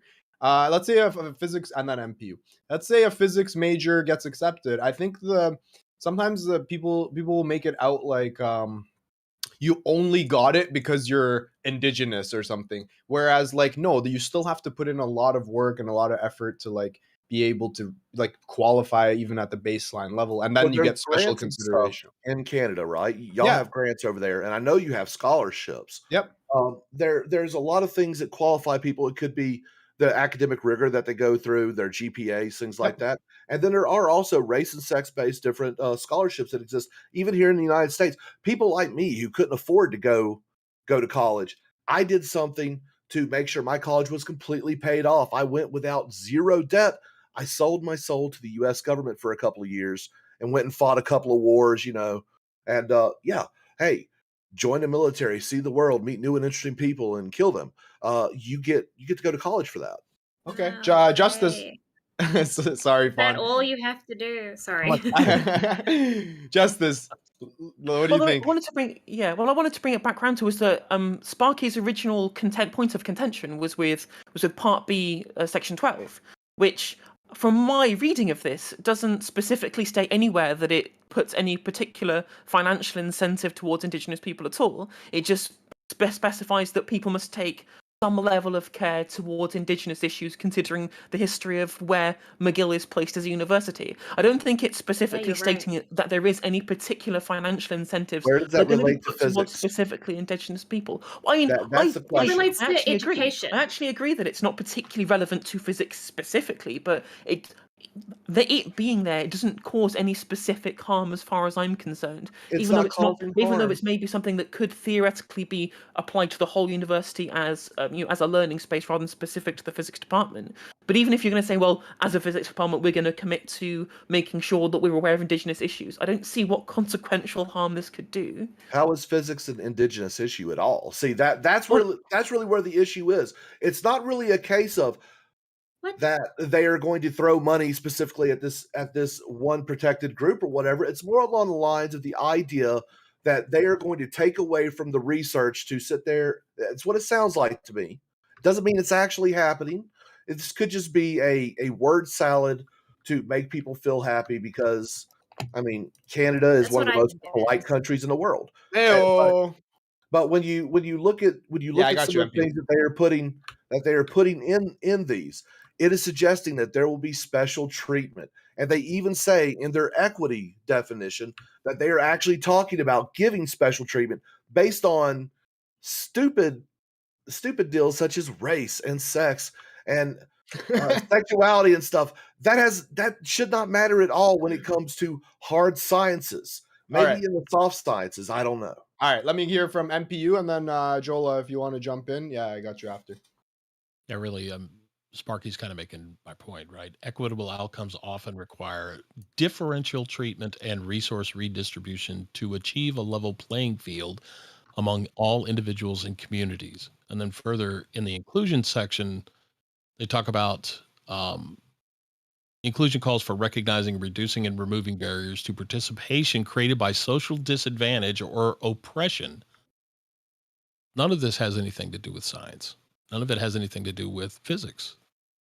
And it is to No Justice's point, it does open the opportunity for the process itself to be used in an abusive way. If somebody doesn't get their way, and we saw this actually in the United States with affirmative action policies from the 60s and 70s, and then how they traversed in through the 80s, and you saw a lot of specious legal claims where somebody said, I wasn't hired enough. I'm a black woman. I wasn't hired because I'm a black woman. They offered no other evidence save the fact that they were a black woman. And then the cases go to court, and sometimes they get settled because companies, as somebody mentioned in their opening, they're doing this, right, in order to forestall being sued or being called on the carpet or saying we're not inclusive. And maybe they mean it, maybe they don't. But to the extent that there are people out there who see this and they say this is a game plan to personal individual financial success through lawsuits, that's a danger. And No Justice is 100% correct. It is open for the potential of being abused. And because it's so open-ended about who's offended, there's a lot of loaded terms that they're not really specifically defined, and they are open to interpretation. And I think because of that, almost anybody at any time could be found guilty of some kind of an infraction based on this. I would like to clarify something just quickly, sorry. Okay, that and then Jolah is next. The specific equity definition here specifically says to achieve a level playing field. It doesn't specify any kind of equality of outcome. It is deliberately talking around the level of equality of opportunity. So I feel like the level to which it could be abused is lessened by the fact that the stated goal is towards bringing up to everyone to start from the same level rather than finishing from the same level. Just to clarify in the second sentence of equity, of the equity definition, it literally says, equitable outcome often requires differential treatment and resources redistribution to achieve a level playing field. So what you all right, I think the second sentence, Aircraft Sparky says Jolah was next to speak. Sorry, buddy, I had to put you on mute. It was Jolah's turn. All right, Jolah, go ahead. You wanted to jump in. I think it's good to look at all power dynamics in society that may bar somebody's entrance or performance in an academic field. One big class, because I'm from a really poor white area, it's 99% white. Now, one big class for college and professional preparedness that kids from my hometown are told to go through, they don't teach anything about business, about school, about anything other than how to dress. They take them through classes on how to play golf. They teach them how to play tennis, because a lot of people who are in positions of power are rich white men who are part of that culture, and they hire people who are also part of that culture, and that reinforces itself throughout time. So if somebody comes in, and if you don't want to do any of the SJW stuff, as the conservatives here are really scared to talk about, do class-based. Maybe we are looking at somebody who is a white cis male who is from a poor background. Maybe we need to take that into consideration when we talk about those power dynamics, and we could heal those power dynamics and say, how can we make sure we redistribute resources to this person based off that power differential to make it more of an even playing field from the start, not outcome, but so everybody has the same start. So you may disagree with the social aspects, but I think you might be able to agree a little bit with me when it comes to the class side. Okay, I want to sorry, first of all, Sparky, sorry I had to meet you, buddy. I was just memeing. Fawn, I want you had your hand up, and then we're gonna go to MPU. He's itching to jump in here. Yeah, that was the next point that I wanted to make, so I just wanted to jump on that before I completely forget about it. Yes, this is what because of what I was saying earlier, where when you get a scholarship and you seemingly get it, people can accuse you of just getting it because of your race or your ethnicity or something else like that. I think that and also people do sometimes take advantage of it. That is something that I have seen, is rich kids that claiming that they're 1/16 something so that they can get opportunities that they could have already paid for. So I am very pro moving that to class, to it actually being a financial issue rather than a ethnicity or race based kind of thing. And Gotcha. I hope that that is something that conservatives can also get behind. Because all right, well, we're about to find out. Yeah. MPU, take it away, buddy. Sorry you had to wait. I think if you make policies that look at leveling equality of opportunity across like economic spheres and things like that, I think that that's probably something you can get to. But when you craft policy that is explicitly stated to benefit people of color rather than citizens who may be poor, I think there's a bigger problem there. I don't want to get too far off on that tangent. Really, what I wanted to do was just sort of dovetail or back up no justice, because the sentence where we said level playing field among individuals and communities, the sentence right before it is the one that's the problem, that says it denotes fairness and justice in process and in results. So equity, as they're using the term, is about ensuring equal outcome. No, they said justice and fairness, not equality of outcome. Like justice of outcome, as far as I'm concerned, is based upon merit. Like, but the starting point has to be at the same place. Equitable outcome. It literally says that. It says in process and in results. That means if I've got a person of color and a white person, they both should have the same outcome. That's exactly what that's saying. That's not what it says. It says justice. It says fairness and justice in the results. Specifically, the results that are coming have to be, as far as I'm concerned. I mean, I don't know about anyone else's definition of justice is, but as far as I mean, obviously, I mean, clearly, my channel name would say something towards that. Anyway, I digress. But clearly, if as far as I'm concerned, justice and results is a combination of equality of opportunity and the merit of the result for each person individually as well. A combination of the two. If the starting point is different, then it's not. Then there isn't any justice in that particular result, right? And if the level to which your merit has taken you far enough in that result isn't in line with what that merit is, I would also consider that to be no justice in that particular scenario. Okay, so except equity, unlike the notion of equality. So they're making a distinction. And when you say that the justice in process, it implies that if the results are not even, that there's somehow that the justice, how you define justice is what matters. Okay, and that, when if the results are not equal, not the opportunity, like both persons got a chance to submit a paper for funding, and one got picked and one didn't, and the one that didn't get picked is the indigenous person, and then there's somehow that's not justice. This is how this will be used to go against the university. Say, why didn't you'll have to prove why you didn't pick the person. It's a slippery slope fallacy. That's all it is. But it's not a slippery slope, and we have anecdotal evidence from the United States with respect to affirmative action cases and how these cases were brought forward. We have empirical evidence that show racialized outcomes being negative towards people of color. For example, say, it's obviously not in academia in this particular one, but we have a look at the way in which people are passed over for job applications. We literally have empirical scientific studies showing that people who have, racial non-white sounding names rather, do get passed over for job applications more. This is empirical evidence, not anecdotal. Well, yeah, I know exactly what studies you're referring to, and you're right. That does exist here in Western society. But when you sit there and you literally say, in the second sentence, equitable outcome often requires differential treatment and resource distribution to achieve a level playing field amongst all individuals and communities. They are telling you they are going to change the way they weigh these things. Look, suck a lot less. That's the actual thing that needs to happen. Okay, you need to suck a lot less. If you happen to be studying something that has no freaking merit, you're not going to get any funding. Well, unless we throw an equity clause in there because we can claim whatever oppression. The reality is, this right here is opening the door to fund stuff that probably shouldn't be funded based on nothing more than someone's skin tone. All right, I know that though. All right. I don't know that because I know how people act. One sec. One sec.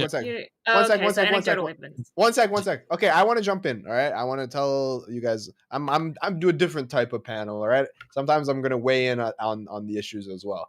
I think that this is a university that is trying to create rational thinking, productive members of society. And I think part of what these kind of documents say to me is, listen, part of our training of these students that come through our school, by the time they graduate, not only do we want them to know about the physics that they come to, the degree that they come for, but we also want them to be acknowledging of these various things, for example, indigenous issues and whatnot. Like, listen, just so we acknowledge that this university was built on previously indigenous land, or, you know, these kind of things. So the question I have is, like, is it wrong for a university to demand that, like, this is our standard for our graduates, regardless of what thing you're in? Like, we want you to be understanding of systemic racism, oppression based on gender, race, so on and so forth. It's called a liberal education there, Heemed. And that happens around most of... No, that happens in all of... Wanting to be nice to people is so hard for me.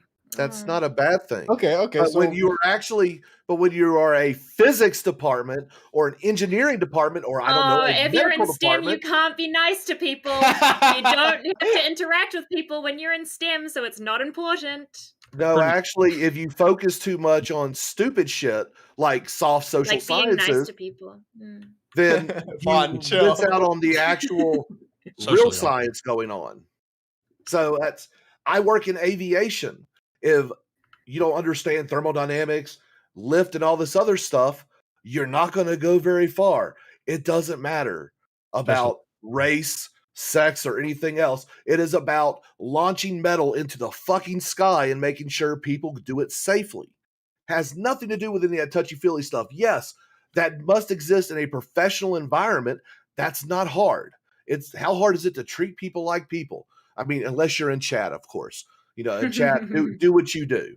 But when it comes down the way people act to people in front of others to their face, it's typically quite pleasant and everything else. I've ran into a lot of horrible people online, run into them in real life, and they're like, oh, hey, how you doing? Yeah, I know who you are. All right. You know, and things are changed. You know, the keyboard warriors of the world actually, I don't know, pull back a little bit when face-to-face confrontation comes.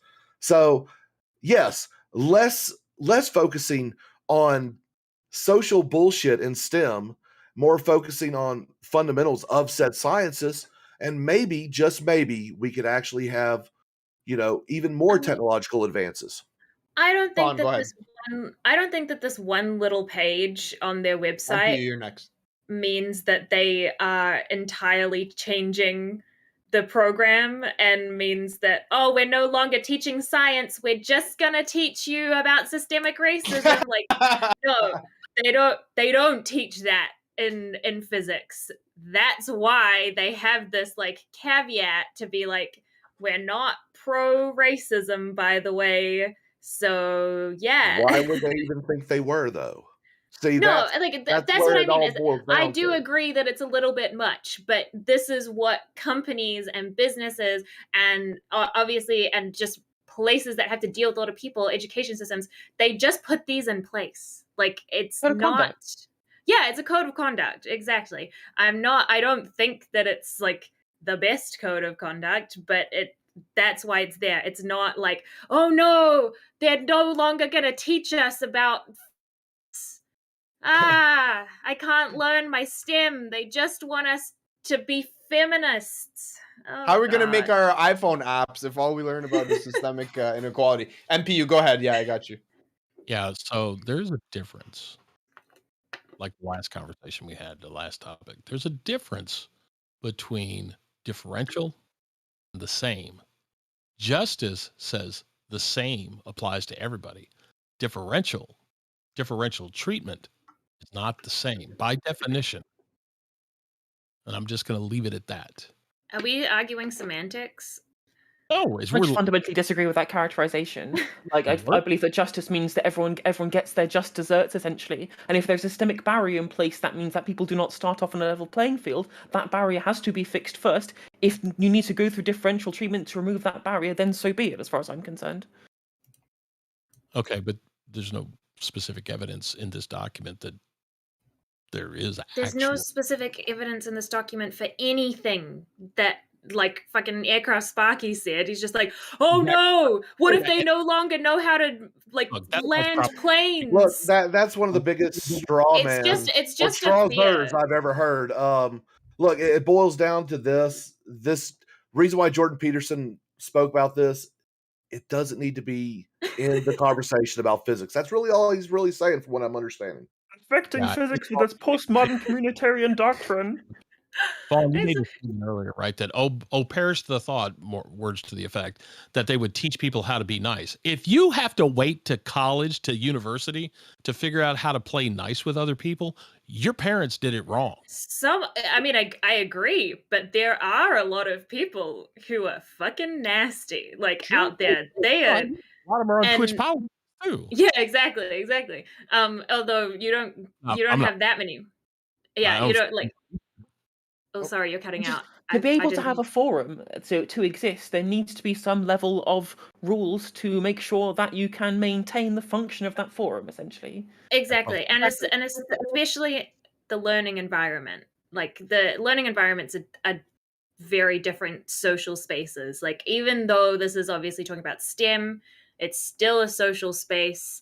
You still have a classroom full of, teenagers to way older people in there, and they do need to be held accountable for something if something should happen. And this is, I think, the university trying to save their ass. All right, let's go to Jolah, and then after Jolah, let's start going into closing statement. Jolah, respond. If these other two guys want to respond to Jolah, we'll give them a chance at that, and then we'll go wrap this up and go into the third and final topic. Go ahead, Jolah. Just about Jordan Peterson, if you wanted to make a real critique of what was said here, I think he should have went the class route. Like, for example, if you know somebody whose parents went to the school and their parents donated a lot of money, maybe they should not get as much support as a kid that was from a poor community that worked their way up through the ranks and now they'd barely have any professional connections.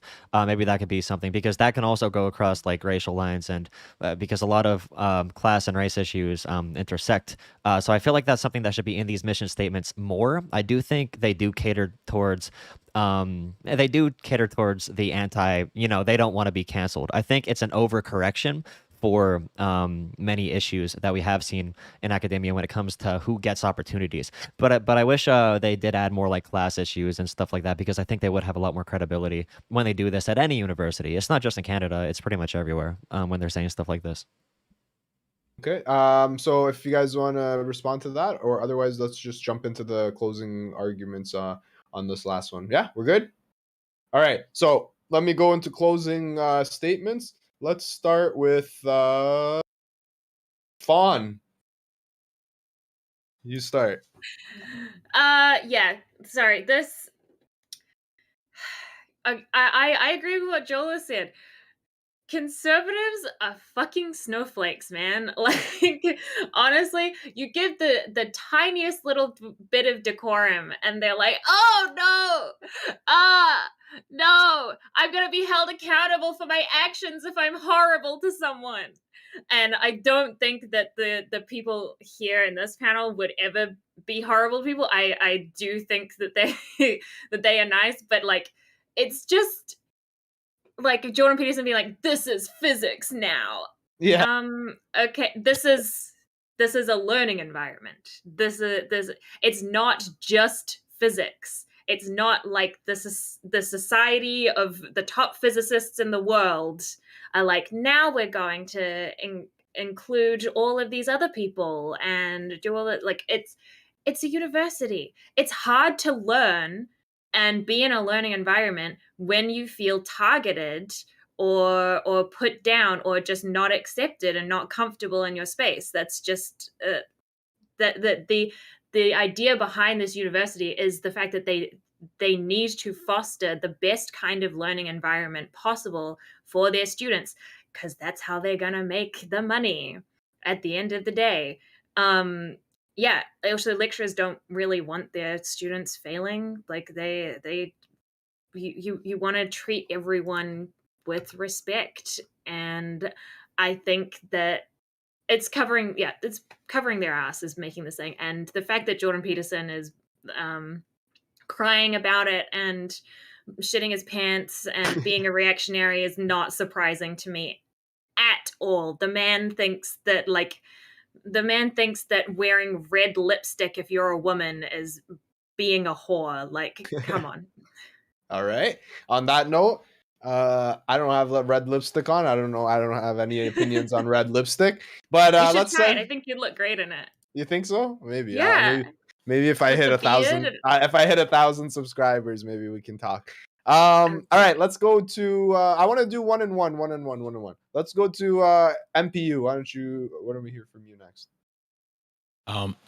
Yeah, so Jordan Peterson, right? He's just an activist in his own country. He's trying to bring attention to things that he thinks is important. He's expressing what I believe is still a First Amendment right. And a lot of people obviously disagree with him. I'm not taking a side for him or not. I am basically stating my belief is that the purpose behind a lot of the diversity and inclusion movement is to craft policy that will become exclusionary at some point, that it will get abused at some point. I think the danger in working through the process is you don't know when you're going to get there. And it's not that I'm ever going to be, anti-LGBTQ, anti-black, anti-female, anti-whatever, anti-trans, whatever. I'm not. Right. And I think the better way to sort of iron these things out and to look things is, as Jolah was saying, is to look at things from a class perspective, and people that are economically disadvantaged, if they otherwise meet the requirements, i.e. have the intellect to be in STEM, to be a physics student, you can't afford to go to college. And I think that's why we have financial aid, why we have scholarship programs and things like that. I think we can do more to make those things right. Those are the kinds of equality of opportunity things that we have, as opposed to just simply giving everybody who wants to be a physics person a free scholarship, even though they don't have the ability to actually do the work, right? So I don't want to get too hung up on the things. I think the way we define terms matters, but I think it is more telling that we are resorting to rhetoric and terminology to do things that honestly our parents should have taught us all to do as children. Gotcha. Did you call Jolah Joe Louis? I said Jolah. No. I would never talk like that to Joe Louis. I'd be much more harsh. No, I thought I heard you. I thought I heard when you were saying. Oh, okay. All right. Maybe I misheard. All right. Speaking of Joe Louis, Jolah. Right. Joe Louis. All right. What do you think, buddy? Go ahead. Wrap this up. I think I know what you're gonna say, but wrap it up. It's your last chance. I think there's a misconception when it comes to talking about power dynamics with a lot of conservatives I know, because people do think we're trying for equality of outcome, when in reality we are just trying for equality of opportunity, equality of social mobility, and stuff like that. We disagree a little bit. Like you just said, we agree that class needs to be addressed, but where we disagree is there's a lot of social issues and intersectional issues that matter a lot. That's what we believe, but you guys obviously disagree. And by the way, I'm sorry, I got paid a lot of money to say this, but Tomfoolery said, "What's up?" Yeah. Well, now. Do you know Tomfoolery? How much money to respond? Do you know Tomfoolery? No. Oh, okay. I'm guessing I'm about to. Nah, he's I got paid a lot of money for this. I'm sorry. But you paid him a lot of money, or you got paid? He paid me in chat. He just paid. Yeah, He I had dropped to a do it. super chat for that one. Oh, he How dropped much? He dropped a big one. Are you I wanna gonna know how tell much us? I'm worth. He dropped how the much? 50. He dropped the 50 on me. Ooh, not Just to say bad, that. not $50? Just to say that. 80 cents? He wants the clip. I don't know. I guess you're a meme in his community or something. I don't know. I had to do it. All right. Well, What? I don't. I'm confused. me too. Anyways, sorry. Listen, Jolah's $50 richer, and we're all confused. All right, let's go over to let's go to Sparky, and then we'll do a no justice at the end. The idea of equity, promoting equity, is stupid. It should be equality of opportunity, not equity of outcome. If you suck, you suck. I don't care where you start. I don't care where you end. If you can't hold up to it, you're going to fail in life. That's the way it is. And college is supposed to teach people their professions, different ways of thought and everything, not to spoon feed. It is what it is. Jordan Peterson, from what I can tell, everything I've looked at, it just seems like he's just pointing to another ridiculous virtue signal by yet again another Canadian university. It is what it is. Look, and I think universities should have no problem with students who don't meet up to the rigor to fail. If you really want your diploma to be worth something, you got to kind of gatekeep who graduates. That's actually where the true value of education comes from. When you go to interview and someone goes to Harvard, another one goes to, Podunk U. Well, hopefully the people who graduate from Harvard get that job offer first, because their college has a higher prestige because they gatekeep who gets their diploma. This has nothing, it should have nothing to do with race, sex, religion, anything else. It should be all about the academic rigor. It should be all about the meritocracy of it. And that's what I believe Jordan Peterson was pointing out. It's, hey, look, they're even talking about things such as equity over equality. And yeah, that should raise a flag, especially in an academic environment. Cool. All right. Let's go over to No Justice. Go ahead, wrap it up, and then I'm going to give you guys my take. So, is it a bunch of, like, a long-winded, verbose bunch of liberal id pol fluff? Yes. Could it have made more emphasis on class issues within what it's saying? Yes. Theoretically, could it be open to some nefarious interpretation and application? Possibly. But as far as I'm concerned, at this point, all it is a bunch of culture war agitators catastrophizing over something extremely innocuous, with a bunch of trigger words that send them into this Frankfurt School critical race theory loop of, culture war babble that's essentially mostly meaningless as far as I'm concerned. I don't think it's the end, the beginning of the end, the death throes of academic discourse as far as I'm concerned, and I think that it's a big nothing burger within that regard. All right. Okay, awesome. Thank you guys so much. That was a really nice topic. I didn't think there would be some disagreements on that one, but I'm glad there was.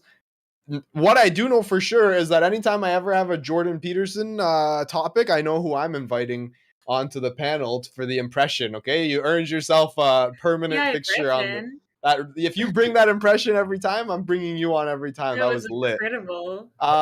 Okay, so having said that, I'm gonna give you guys my opinion before we move on. I think that, like, sometimes these kind of things can be a little bit cringe, but I think it's also important that the university acknowledges that they want to have a certain type of graduate who is understanding of and aware of, like, systemic injustices to indigenous people, to minorities, to women, and all of these things. I don't think it's unreasonable to say, listen, if you're a physics grad, we still want you to care about racism. If you're an engineering student, we still think that you need to care about racism. And I think that I'm perfectly fine with that.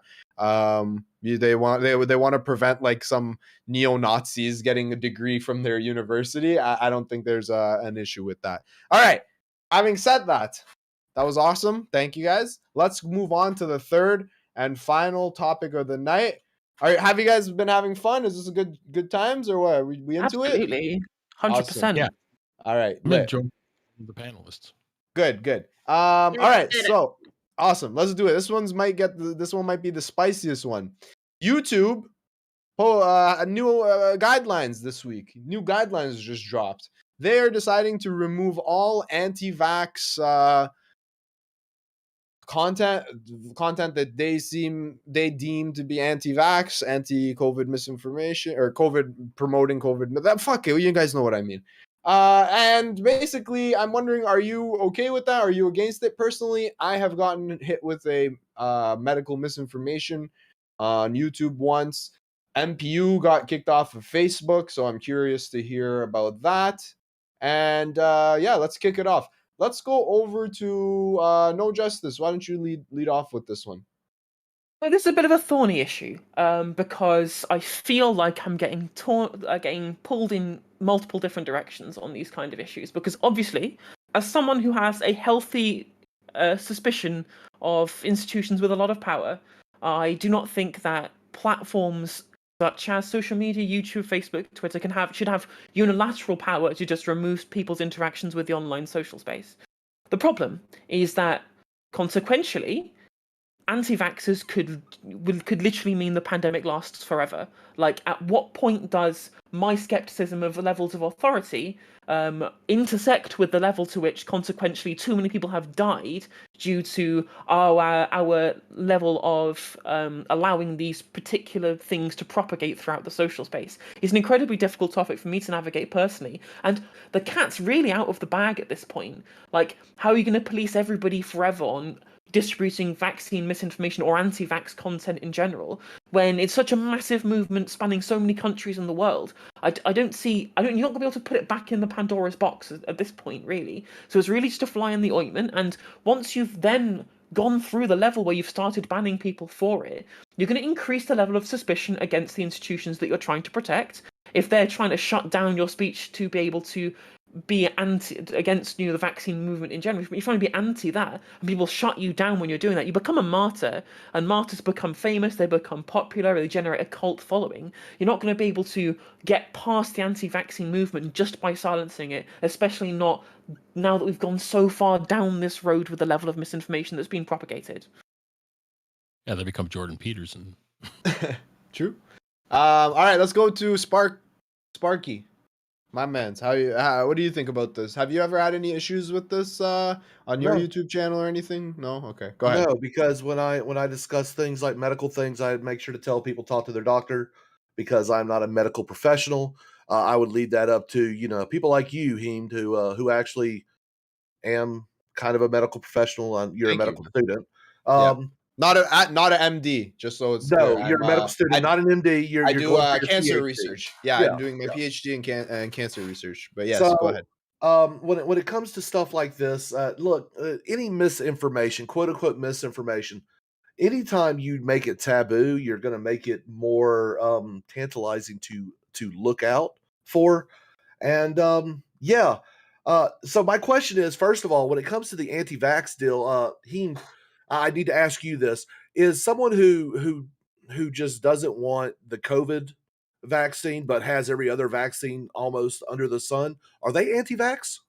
I think there's definitely levels of it. There's like skeptics who might personally not consider themselves anti-vax, but their content can be getting used by full-on anti-vaxxers and more extreme people. I think a lot of people's content is being used beyond the scope of what they think that they're creating it for. Like, they might just, like you said, they might just be skeptical of this vaccine, but it builds to a bigger narrative, I think. Yeah, and I needed to ask that question because it's kind of important, because what a lot of people are saying is anti-vax is, hey, those who are pretty questionable about the COVID-19 vax, they're anti-vax, and that's actually bullshit.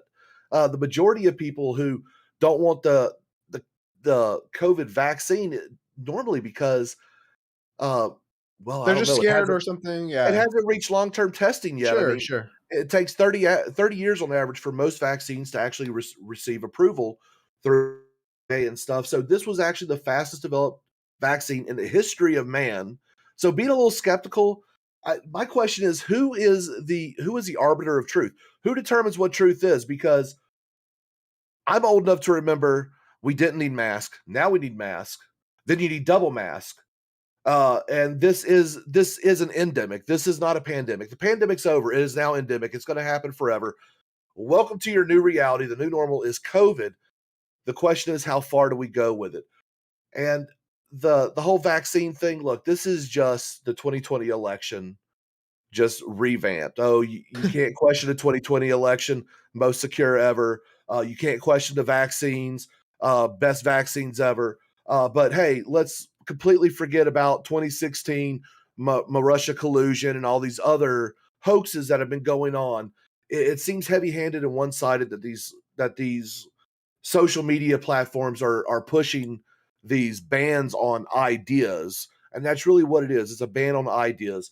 So look, if that's the world you want to live in, look, the truth keeps changing. The science always changes because science is not actually a hive mind. In fact, if science was a hive mind, we'd probably still be putting leeches on our bodies. Questioning Come on, things, wrap it up. Let's go. Questioning things is the crux of actual society, being able to question them. If you can't question them, you're not free. So yeah. So you're anti you're anti this. You yes, think it's yes. Okay. Thank you. Jesus Christ. No, I'm just kidding. Thank you. All right. Let's go to Fawn. What do you think? Oh. I think I've forgotten what the fucking topic was at this point. Honestly. Sorry, what was that about? Something about the YouTube election? the election. Something about questioning conspiracy theories. I don't know. I'm not calling conspiracy theorists. That was a joke. No, I mean, I would have to say that I agree with Justice, and that I'm also not a fan of having all of this power given to these huge companies, these huge social media companies, and them basically being able to kick off whoever they want whenever they want. But again, I think that we are living in unprecedented times. Fuck, I'm so sick of hearing that goddamn term. Holy shit. Every motherfucker says it in an email. Sorry, I couldn't get back to you. We're in unprecedented. What the fuck? You couldn't email me back? What's unprecedented? No, Your internet didn't work? I mean, true. I can't respond to emails anymore. Sorry. I will not be returning any calls or responding. Holy shit. We're 2 years in and people are just still like, it's precedented now. Well, but you're right, not though. in New Zealand. True. So we're like not giving in to just dealing with it all the time. So it's a bit different here. But yeah. What was my brain gonna say? Are you okay with it or you're against the ban? I think for this, I am okay with it. Although it's kind of weird because I have seen, I mean, maybe obviously the policies are changing, so we're probably going to see different stuff happening anyways. But I've seen like around the place, there's been anti-vax stuff on YouTube, like everywhere on YouTube.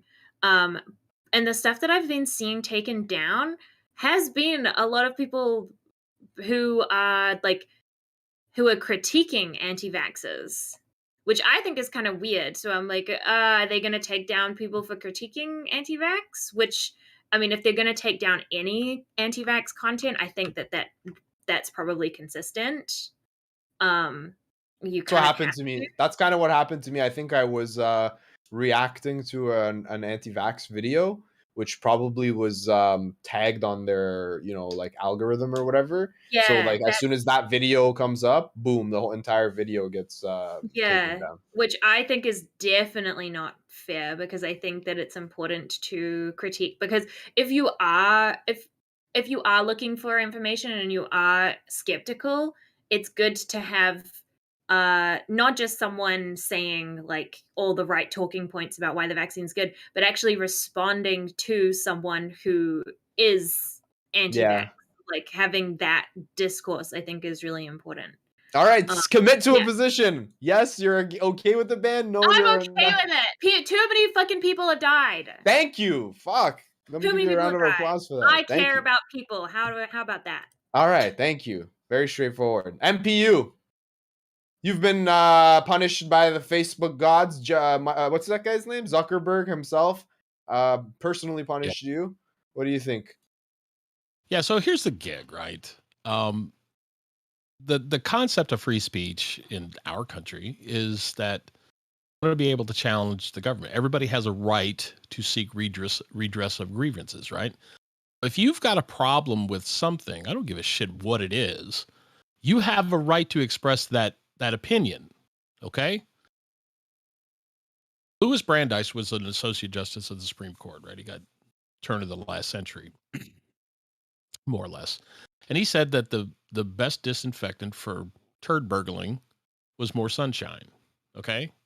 So if somebody comes out and says that the vaccine does, and I'm not going to say anything that would get anybody banned here, but if the vaccine is bleh, and comes out and says the vaccine is not bleh, the vaccine is that, right? That Brandeis argued that you have to have the discourse in order to bring that forward.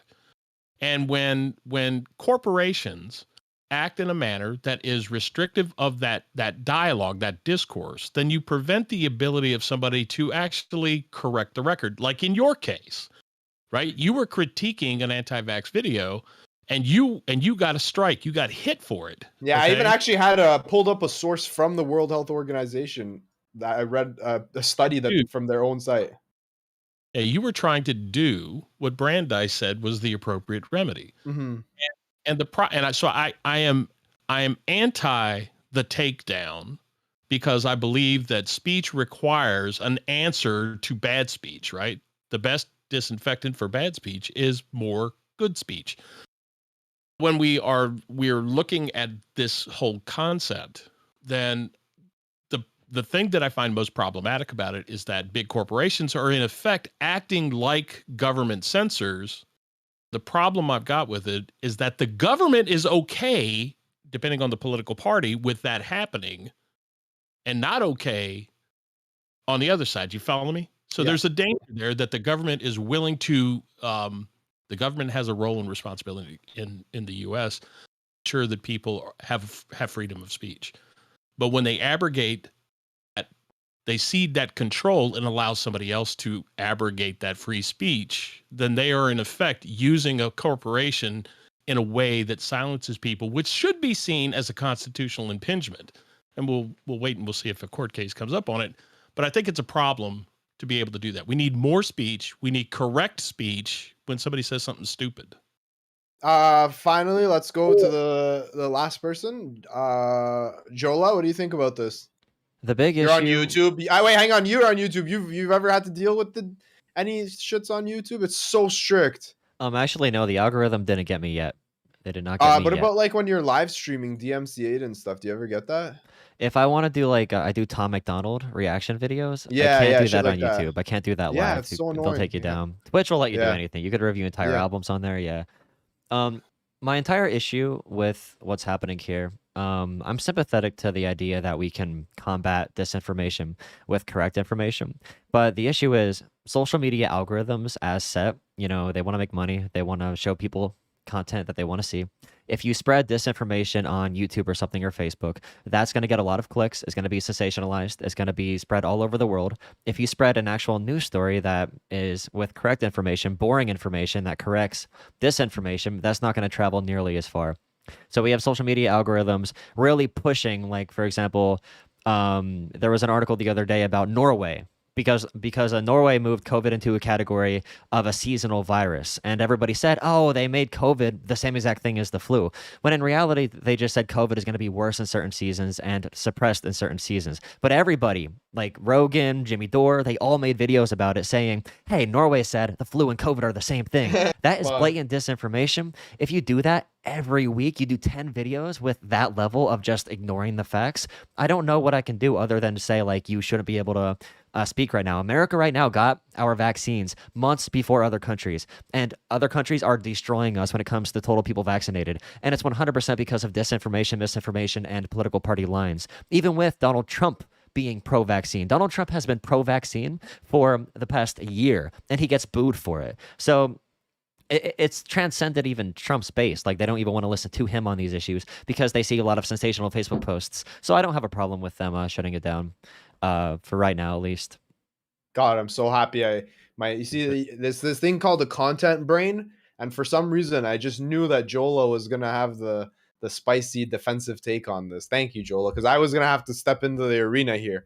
All right, if you guys want to have if you guys want to have open discussion on it, go ahead. It's free play. You're on mute. Sorry about that. Yeah, so I just wanted to say Jolah made an interesting point about the way in which these things permeate through the algorithm, which I think is a really interesting point, which makes it that obviously they generate so much traffic. And clearly YouTube has made the executive decision. They do not care about this specific traffic anymore. They just want to get rid of the misinformation to cover their own backsides if everybody dies, right? What do you think? I want to put it to the panel. Do we think it's a reasonable compromise for, instead of banning these people from being able to make content on the platform and removing their content, they get, if they deliberately negated these things in the algorithm, because these people, again, because you got to remember that people who make a living on YouTube, this is their labor rights, and essentially this is their job, this is their source of income, and there has to be some level of labor protection involved in these things as well. So do we think it's a reasonable compromise that of banning them, the YouTube artificially moves them down in the algorithm so that it's not being used in this way to permeate this misinformation further than it would otherwise need to go? They already do that. Like a shadow ban? Yeah. There's already tons of shadow banning. There's tons of being moved down in the algorithm. If you're not actually associated with some with a talent agency or something like that, you're automatically downrated. If you're not a member of mainstream media, you are now automatically downrated by YouTube. So that's why my YouTube videos don't do that good. Well, it's also your YouTube videos are too long. You have to do short videos to. True. YouTube is short, medium. Twitch is long content. That's you gotta know the difference. Audiences is really what that boils down to. The problem with YouTube doing this is the fact that they are shutting down the bad discourse. When people come up with dumb things, if you mock it, if you show it, you disprove it, well, that discredits those people. That makes them less relevant in the quote unquote algorithm, and they lose traffic on that. If you're making it taboo to talk about, people like taboo. They chase that kind of stuff. So people question, why are you muting this person? Why are you censoring this person? Oh, they're scared of what they're saying. And that's what that sounds like. And that makes people actually chase those ideas even further. Dumb ideas, like MPU said, you put it out in the sunlight and it'll burn away. Okay. Well, yeah, I'm going to dovetail on that a little bit, but I think to a bit more nefarious point, YouTube makes money on content, and the progressive movement is pretty active, and then they go after that. So YouTube thinks they're going to lose money, but in China, oddly enough, they don't give a shit. And the Chinese government says censor any article about the Uyghurs, and you can still do business. And they'll do that, right? They'll censor valid stories about what's going on with the Uyghur population, and everybody doesn't blink an eye on it. So they're trying to break into the Chinese market, but China still won't let them. Oh, I mean, look, the NBA did the same thing, right? With the social justice movement, right? When the Rockets assistant coach kind of got thrown under the bus because China got pissed off because he made a comment about Hong Kong. Yeah, I remember that. Yeah, Daryl Morey. Yeah. Saying that there. Oh, do you have your hand up? I don't know. Are you trying to? No, I can't tell. Sorry, I'm just moving. Oh, okay, no worries. It's ADHD. I'm sorry. It's okay. The truth component to and wanting to understand that we want to combat misinformation, that's fine. To combat misinformation isn't about tearing it down, okay? It's about building up the truth around it so that it falls away. Jolah, go ahead. There's one thing that Joe Rogan shared the other day. For example, when Biden got the booster shot, he put on Instagram, "All the world is a stage," showing Joe Biden in a press room getting the booster shot on national television. Literally on a stage. But It is on a stage. Every government building, if you've ever been near a government building, they have press areas literally everywhere. And the president getting a booster shot in front of a nation which is vaccine hesitant makes tons of sense. And they do this for they would do this for literally any public relations, like any public communications. This is what they do.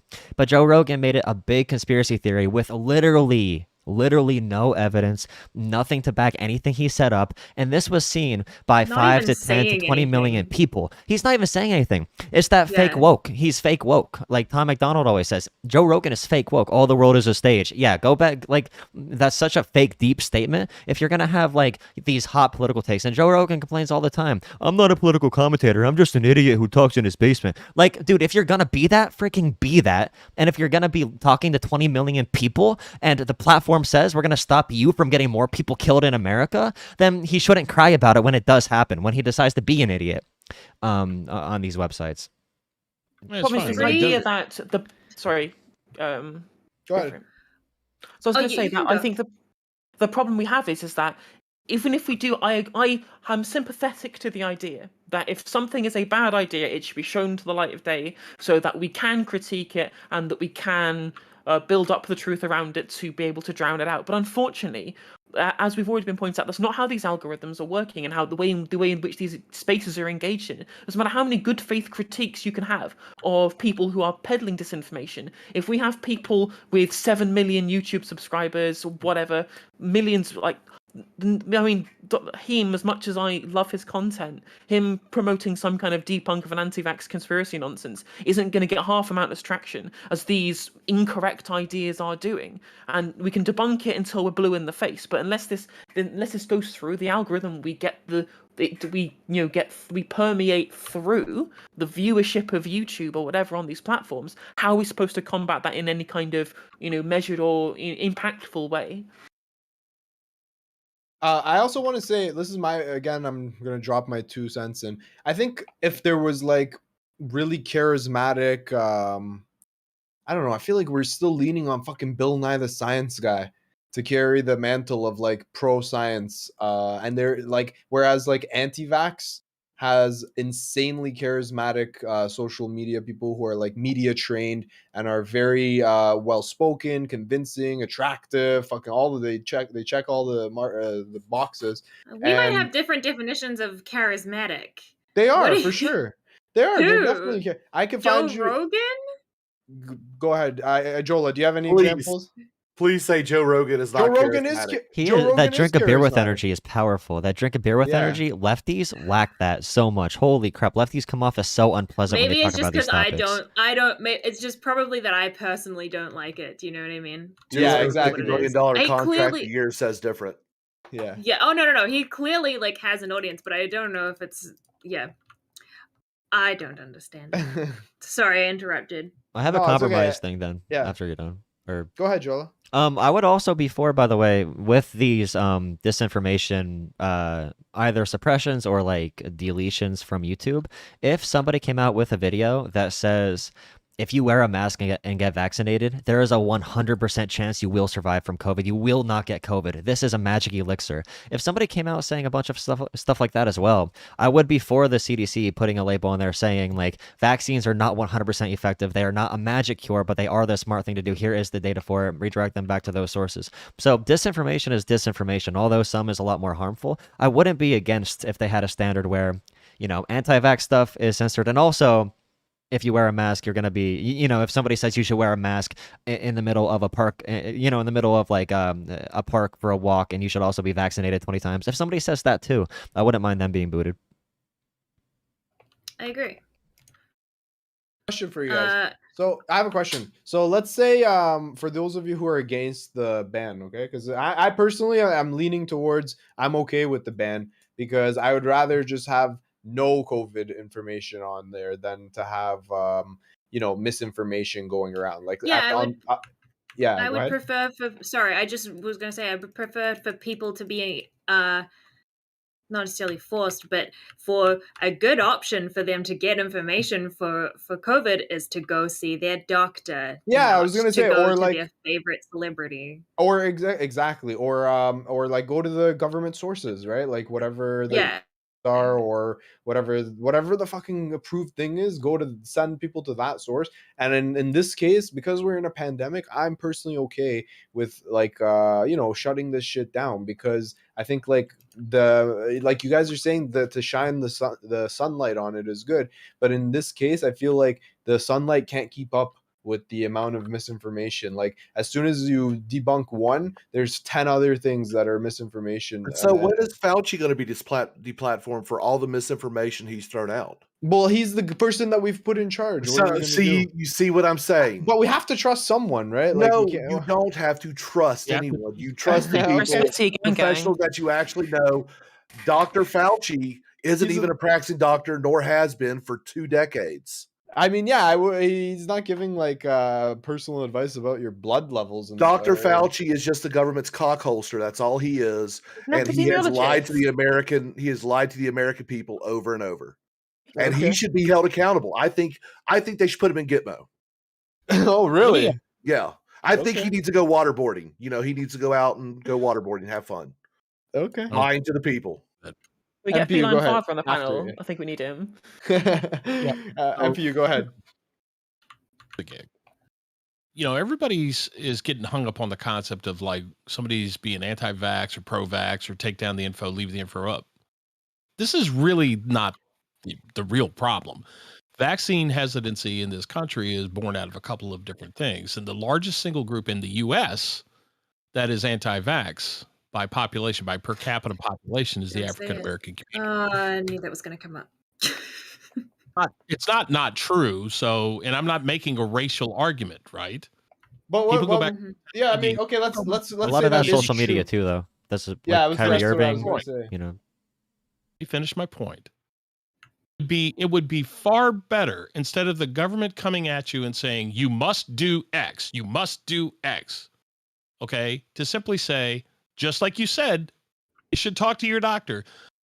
You've got this vaccine. It is really efficacious, and it's going to help control the spread of the population of this in the population, and help reduce the incidence of severe disease and death.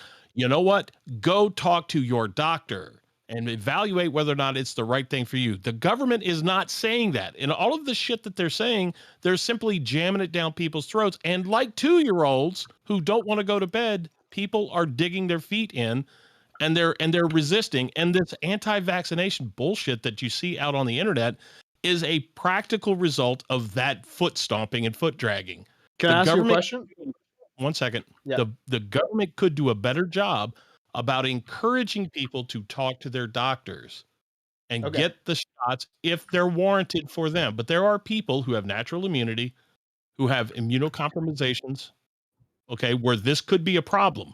And I'm not one of them. I'm fully vaccinated in the sake of full disclosure here, okay? Because it made sense for me. I don't need congratulations. I'm just simply saying, right? No, I'm genuine. Like I congratulate everyone when they say they're vaccinated. Yeah, for sure. It's great. Definitely. Me too. I think it's cool. The idea, right? The idea is that people shouldn't be forced to do it, but they should be encouraged to explore the options because it makes sense. I don't really want to discuss the vaccine, right? Like I'm more interested in the banning of the YouTube and what you were approach to how we do it, right? Is kind of leading to the question itself. Okay. That's my point. So can I just ask a question? So you said that you're not in favor of the government kind of giving so much guidelines. You prefer them to say like, go ask your doctor or whatever, right? Well, I think the government is fine with giving the like guidelines. I feel like that's what I was gonna say is like, and you have to come out. The government has to come out and say like, take COVID seriously. It's a real thing. That's a government guideline, right? That's nice.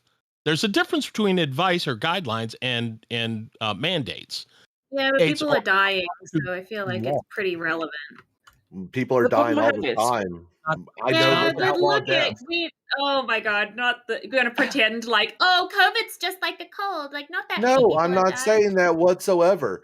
But when it comes down to it, look, people die all the time. In fact, a lot of the COVID. Yeah, I got you, Justice. No, you should care about it. You should care about it. The difference is pretending like this vaccine is going to save your life is kind of a joke because it doesn't. Not about you. That's not about that, though. No, I don't. It's not about you. Yes, it is. Anytime wait, you one put sec, one anything sec. in your body, it is about One you. sec, guys, hold on. So one thing I'm not interested in doing on these panels is actually discussing the efficacy of the vaccine or whatnot, right? What I want to talk about is the idea of the government giving guidelines, whether YouTube should ban it. So let's try to refocus the conversation on that, because like again, I that's just my personal preference for our discussions here. Okay. So if you want to circle it back towards the whether or not you think the government should give guidelines versus go to the doctor thing, or whether the YouTube thing, I'm going to give it to No Justice. You can go ahead. The issue that I have is that both vaccines and masks are critical mass policies. They require a critical mass of adherence to function in their full capacity, because we want to achieve herd immunity, and you can be infected if you wear a mask. And so you need both parties to be engaging in this for you to be able to effectively prevent the spread. So by having this individualistic view of things, where we talk about, well, we can't do mandates, etc., we can't go through all these banning policies against individuals. I understand, obviously. I'm not saying this is something I agree with, but I'm saying this is hypothetical, because I fully believe in a kind of libertarian ideology with regards to your own personal bodily autonomy. But my consequentialist brain is finding it hard to wrap around the idea of how many people do we let continue to die extraneously, right? It's not about whether or not they're dying or not, it's about whether they're dying extraneously to what would otherwise have happened if we'd taken a different policy course correction, right? And so if, for example, YouTube doing the ban, governments enforcing mandates or having specific messaging or whatever, or introducing vaccine passports, these are all policies that have been floated or have been implemented. Some places may be different, right? There is a level of consequence to each of these policies. I mean, whether you feel like the level to which this is encroaching on people's bodily autonomy and their individual freedoms, I get that, but I also get the consequentialist viewpoint of how many more people have to die for this to be taken seriously. And if we don't get enough people vaccinated, we will not reach that critical mass of herd immunity to be able to make it at its full efficacy of all of the hundreds of hours of labor, power, and investment that's gone into creating these vaccines in such a short space of time. I feel like this would all be a lot of effort that's wasted if we do not achieve their maximum level of efficacy, which is that herd immunity. Okay, Jolah, let's go to Jolah. Just a quick point. It's not just about this current COVID vaccine. This is reigniting a lot of anti-vax movements, a lot of anti-vax movements that have been asleep for a while. For example, in Florida, in a couple like school districts and stuff, they're really pushing back against the idea that kids should be vaccinated against very common illnesses, and that is something that scares me. And also, when we have other COVID vaccines in the future, that is going to be a recurring thing. I'm not sure what we should expect to happen, and as we keep on moving on with anti-vax messages being spread, and also for the guys here from the more right wing. If you look at Trump counties across the country, aren't they dying in Trump counties at like a rate almost like 40 times higher than in counties that voted Biden? In rural America, people look up the numbers. Well, so I don't want to say disinformation. So somebody look that up. Context to that. There's also rural hospitals get overloaded first because there's less resources there. So people in rural America are dying at a higher rate as well. There's actually some political science data. That's one thing I look at with what I do for like work in school. That says a couple like school board districts and also some house districts might be swung because of COVID deaths from like a moderate red to a moderate blue. So there is a lot here to take into account politically. I think that's one reason Trump is pro-vaccine, by the way. He doesn't want his supporters to like die from COVID. But I think he's pro-vaccine because he's always been pro-vaccine. Trump is historically a germaphobe. There was actual whole stories about it. Yeah, he's quite a germaphobe. Yeah, it's not even a secret. Look, the reason why COVID deaths are happening right now in Trump areas is because the majority of areas that support Trump tend to be in hotter climates. During the summer times, most people in those hotter climates tend to congregate indoors more often, where people in colder climates tend to congregate more indoors during the winter winter times. So if you really want to look at the death rates of Florida today versus New York last winter, you're still going to see a higher death rate up there in New York. Now, part of that is the fact that the governor decided to actually become a mass murderer and force COVID patients in with the elderly people in nursing homes. But of course, he'll never get held to that account. But getting back to the whole idea of should it be suppressed? These ideas. Yeah, that's what I never actually want to suppress any ideas. Okay. Good, bad, or indifferent. And it's because I believe in the idea of liberty. Now, evidently, my compadres on the left don't. They don't believe in the idea of liberty. They don't believe in bodily autonomy. They want to force. Speak for me. I don't have to. You spoke for yourself when you were talking about how mandates is kind of a good thing. You're against bodily autonomy, which is cool. I'd never have to hear that ever again. I am never for have to hear the that bodily again from the left. autonomy of the general public to not get fucking COVID and not die. That is what I am for. It is not. Vaccines it is are not a team your sport, right. sweetie. It is not your fucking. Don't call me sweetie. Fuck off. You're a cunt. No. Hey, relax. Everyone chill. Calling you names. If you start calling me names, don't start with me. That is so condescending and rude. I agree. I don't condone that. Let's everybody treat each other as equals, okay? No, you can call me sweetie. That's it. Yes. Okay. I was gonna.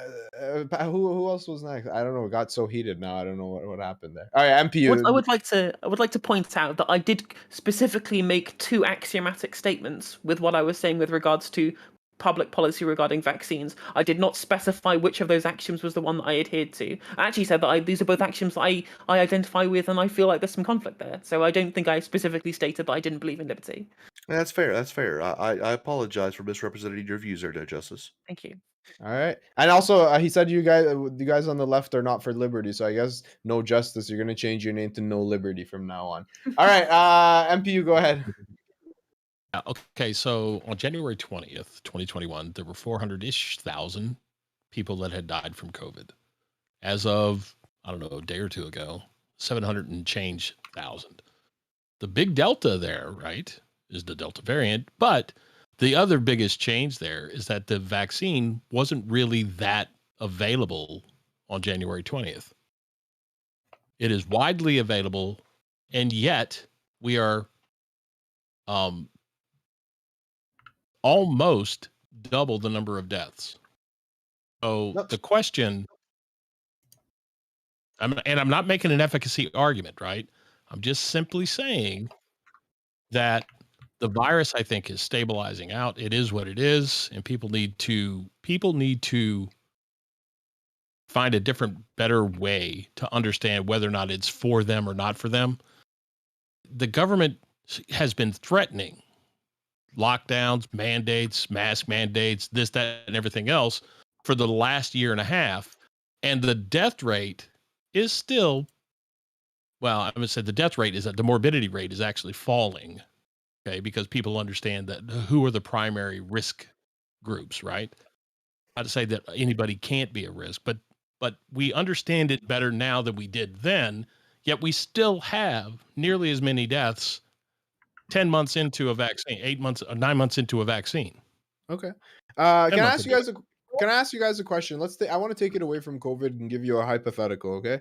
Let's say that all of a sudden there was uprising of YouTube videos of people saying the new cool thing is to put a plastic bag around your head and to put hold it tight, all right? It was like the new cool thing. All the Zoomers were doing it. Do you think that at that point, YouTube could say, listen, like, we're going to be held liable. Like, if there's an uptick in kids doing this, then we might actually be held liable. We might be able to get sued. And we don't want that kind of, fuck that. Why would we expose ourselves to that? I'm wondering what you guys think about that. They already had that. It was called the Tide Pod Challenge, and it was just an evolutionary step in mankind. I thought it was a good thing. Okay, fair enough. MPU, what do you think? We're talking about? Sorry? Darwin Award candidates? Is that what we're talking about? Well, yeah, I guess I'm wondering, like, do you think at that point YouTube could be, let's say, like, hey, why would I want this liability? You know what? I'm going to come back to most of the problems in society are really oriented around the failure of parents to take care of their children. I agree. I 100%. actually totally agree. I agree.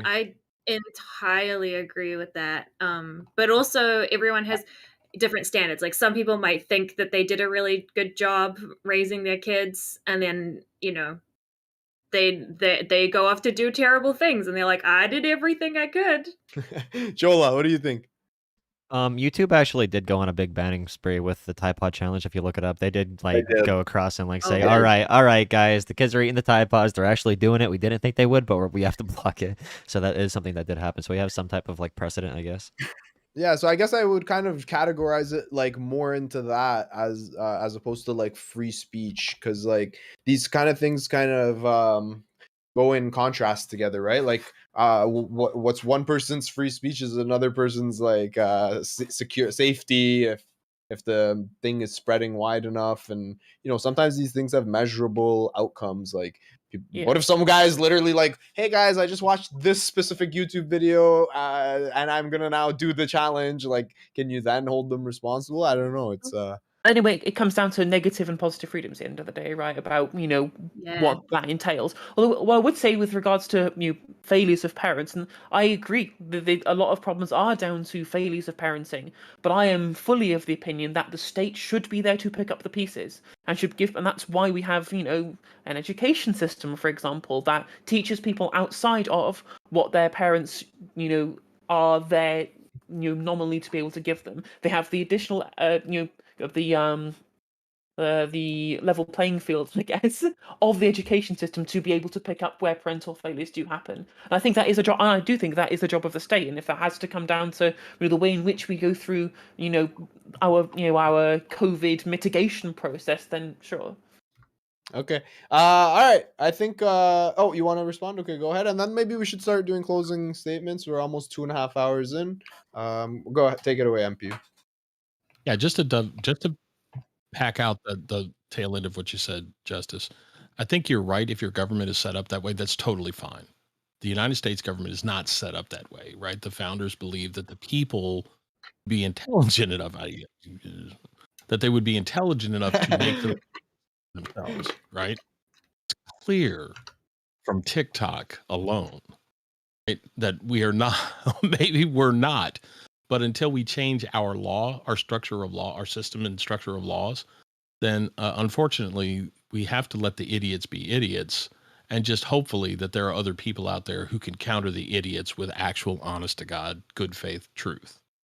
Would you make the normative claim that you think that it would be better if these things were changed so that could be put into effect? Would you make that normative claim rather than the descriptive claim of what you can and cannot do? Sure. All right. I agree then. 100%. All right. Look at that productive discourse on a Twitch panel. They said it couldn't be done. All right. We had Fawn agreeing with MPU that parenting sucks. We had Sparky agreeing. I don't know what the hell's going on. We got too much agreement. All right. Listen, let's do closing statements on this last topic. Yeah, thank you guys so much for coming on. In your closing statements, why don't you go ahead and also plug your channel? If you love a particular political candidate and you have a mask for them, you could plug them if you want. And thank you guys so much. I just wanted to say it was a fucking blast having you all on. I hope you had fun. I'm definitely more involved than other moderators. But fuck it, we like to have a good discussion here. And again, I want to thank you guys. It was a blast to have each and every one of you on, and you guys are all welcome to come back, okay? Let me send it over to Justice. Why don't you wrap up for us? Plug your channel, tell everyone where we can find you, and yeah, take it away. Yeah, as for a closing statement on this particular issue, as I think I basically would hold myself to what I was saying before, that it's an incredibly thorny issue where loads of different philosophical concepts intersect, and that we have to make some kind of compromise at some point where that intersects. to be able to take into account the needs of the many over the needs of the individual, etc., etc. And it's very, very difficult to make specific policy prescriptions around that. And if YouTube want to protect their future branding nature, saying, well, we don't want to be the people to be to blame for why the pandemic got so bad, right? Sure, yeah. I guess that's their right at the end of the day. But whether that's a good thing or not, it's super complex, and I think that we could have spent hours and hours discussing this for a very long time. As for myself, hello, my name is No Justice. I stream on Twitch and YouTube and Facebook all simultaneously. I have a link tree in my Twitter, which is @no_justice_mtg. I stream in the evening UK time, which is in the afternoon, or Eastern time, or in the morning Pacific time, just about. I talk UK politics, news issues, LGBTQ stuff. I talk about trade union politics a lot, which I obviously didn't know what trade unionist meant. But so I am a member of the Communication Workers Union. We do really great work, and I would highly advise people to join a union if they would want to. And we can discuss that in my chat if you watch my channel in the future. Yeah, thank you so much. And thank you, Yeah, no worries. You were. I really like your takes. You got good nuance, and I appreciate that. So keep it up. Let's go over to MPU. Why don't you go ahead, give us your closing on this if you want. You can plug your channel, anything you want. Go ahead. Now's your shot. Right on. I stick by my original comment. Right. I agree. The issues are thorny, and how you try to resolve them, I think, could lead to some creative solutions. I don't think that tearing down content is the way to do it. I think if there's a problem, then you can favor content to go beside it, create a panel, create like some kind of a link that says, hey, here's some additional information that may counter the claims. I think they can write algorithms in a way that they can find that information where people can get a better take and they can kind of make their own decision. Ultimately, it's about people having enough information to make a qualified value judgment based on actual facts. So I think the policy of taking it down arbitrarily because you don't want to deal with it, or because you think it's negative, or that it prevents somebody from getting something done, there are better ways to affect that outcome. So I think it's a problem. I have the More Perfect Union. I occasionally stream on twitch.tv, the More Perfect Union. Find me on different panels, different other people's content and stuff like that as well. Constitutional conservative, believe in states' rights. I believe in a minimalist federal government based on the way our Constitution is defined. And you can check me out at any time. I will be following all of you guys. I'm not currently following. So Dr. Heem, thanks very much for having me here. Appreciate it very much. Enjoyed it quite immensely. Awesome. Thank you so much. It was nice to have your perspective, and you were able to keep your cool, which is very important. I like to be chill, and it's nice that when people are able to be chill, and even in disagreement, maybe not use the C word to talk about other panelists, like my next guest, Fawn. Thank you so much for coming on. What do you have to say for yourself? What do I have to say for myself? I'm a New Zealander. I'm sorry. That word does not have nearly as much effect as it does in other parts of the world, which I keep on forgetting. It does not pack that much. Yeah. I can see No Justice nodding, and I'm like, it could be the same in parts of England as well, I'm sure. But yeah, New Zealand and Australia, we use that. Yeah, we use that word very freely. So I do apologize. I promise, Aircraftbaki, it wasn't meant to be as hard hitting as he called you sweetie, and you called him a guy.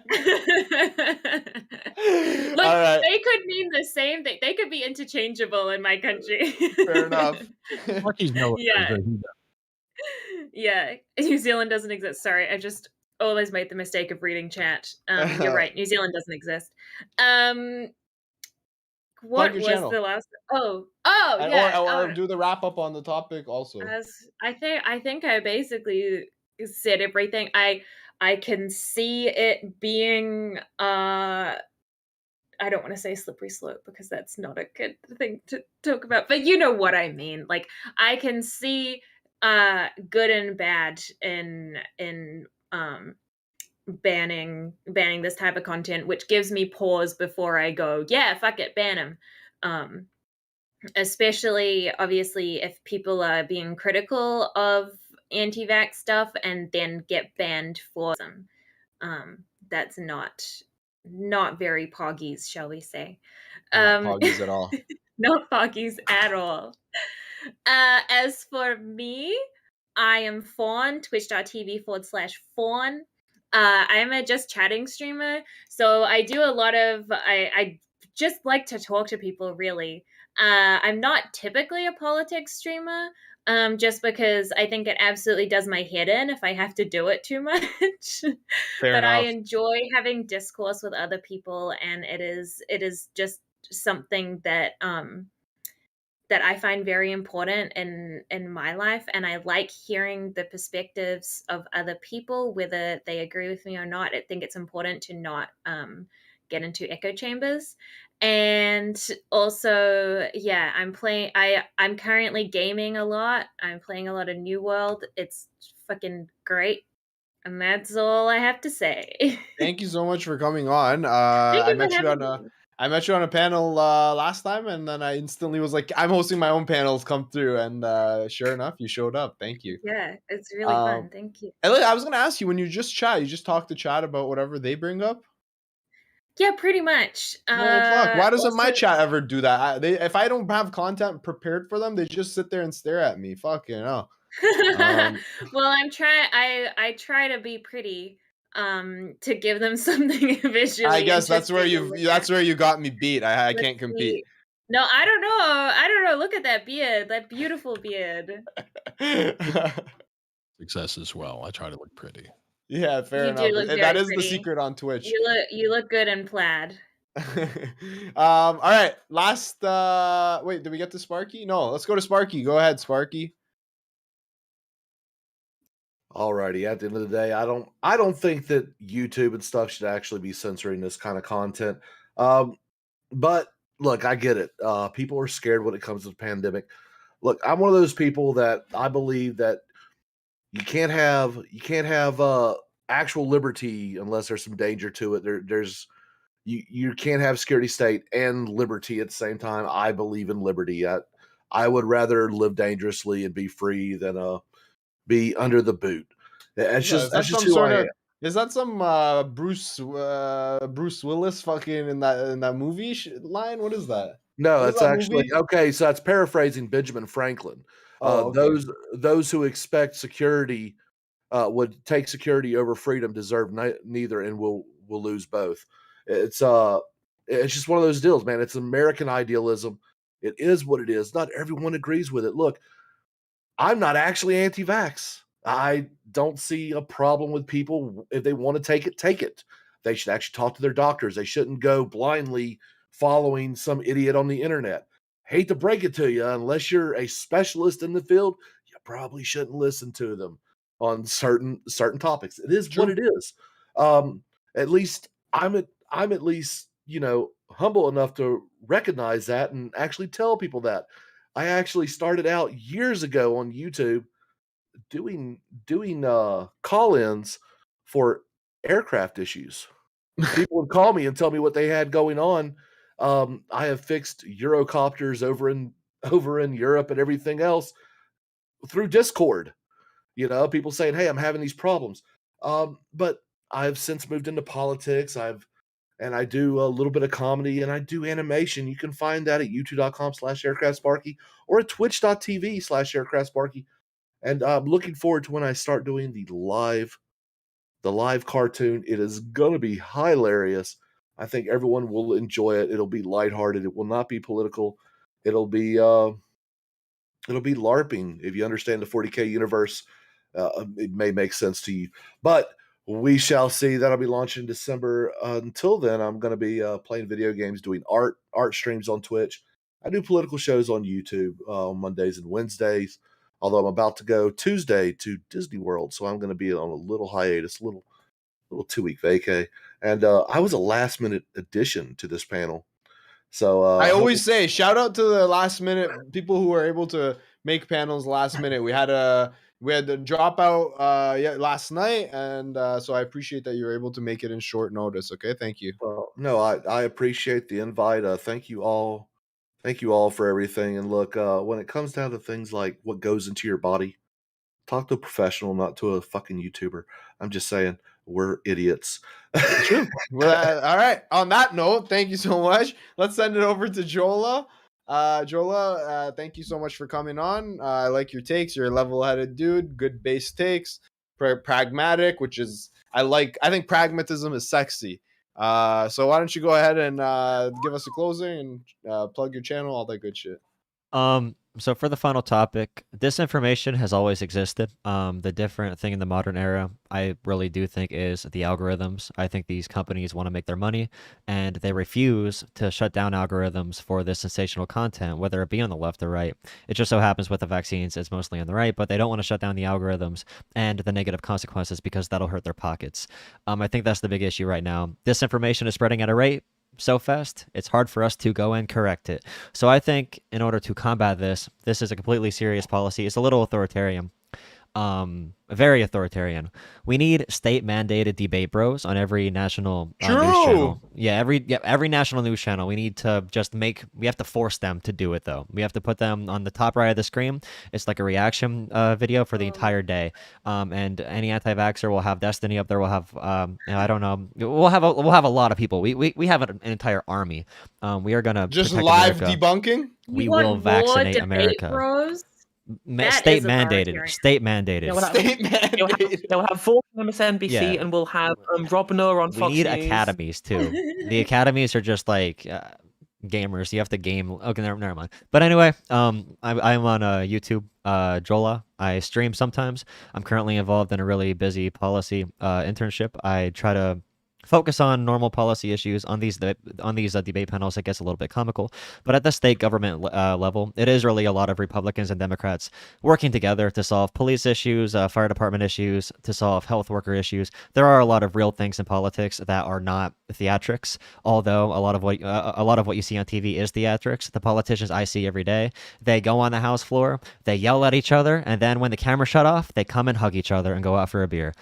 So I try to talk about that on my channel. I'm on YouTube, Jolah, and I also debunk. Like DrHeemedOut said, I'm a pragmatic progressive, although that sounds a little bit pretentious. I don't know, pragmatic, as if they aren't. But debunking Kyle Kalinske, debunking Jimmy Dore, all of that stuff. That's my favorite content to make. Debunking Crystal Ball as well. DrHeemedOut, we were supposed to talk a couple times. I have DM'd you over the last couple months. I have a really crazy schedule, but I would love to have a conversation. Yes, I know you do, but we need to have that one-on-one conversation eventually. Thank you for having me on, and thank everybody else for the great conversations. I hope everybody has a great night. All right, thank you guys so much for coming. It was awesome having you. You're all welcome to come back anytime, and I will catch you guys all next time. Bye. Wow. Hello, everyone. Take care. Bye. Oh, no, I'm tabbed in the wrong tab. I'm sorry. Okay. Good night.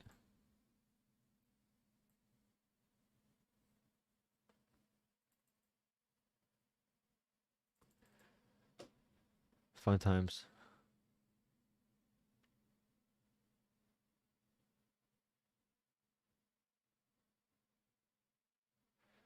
Everybody have a good night. I know most people left at this point, but thank you for hanging around.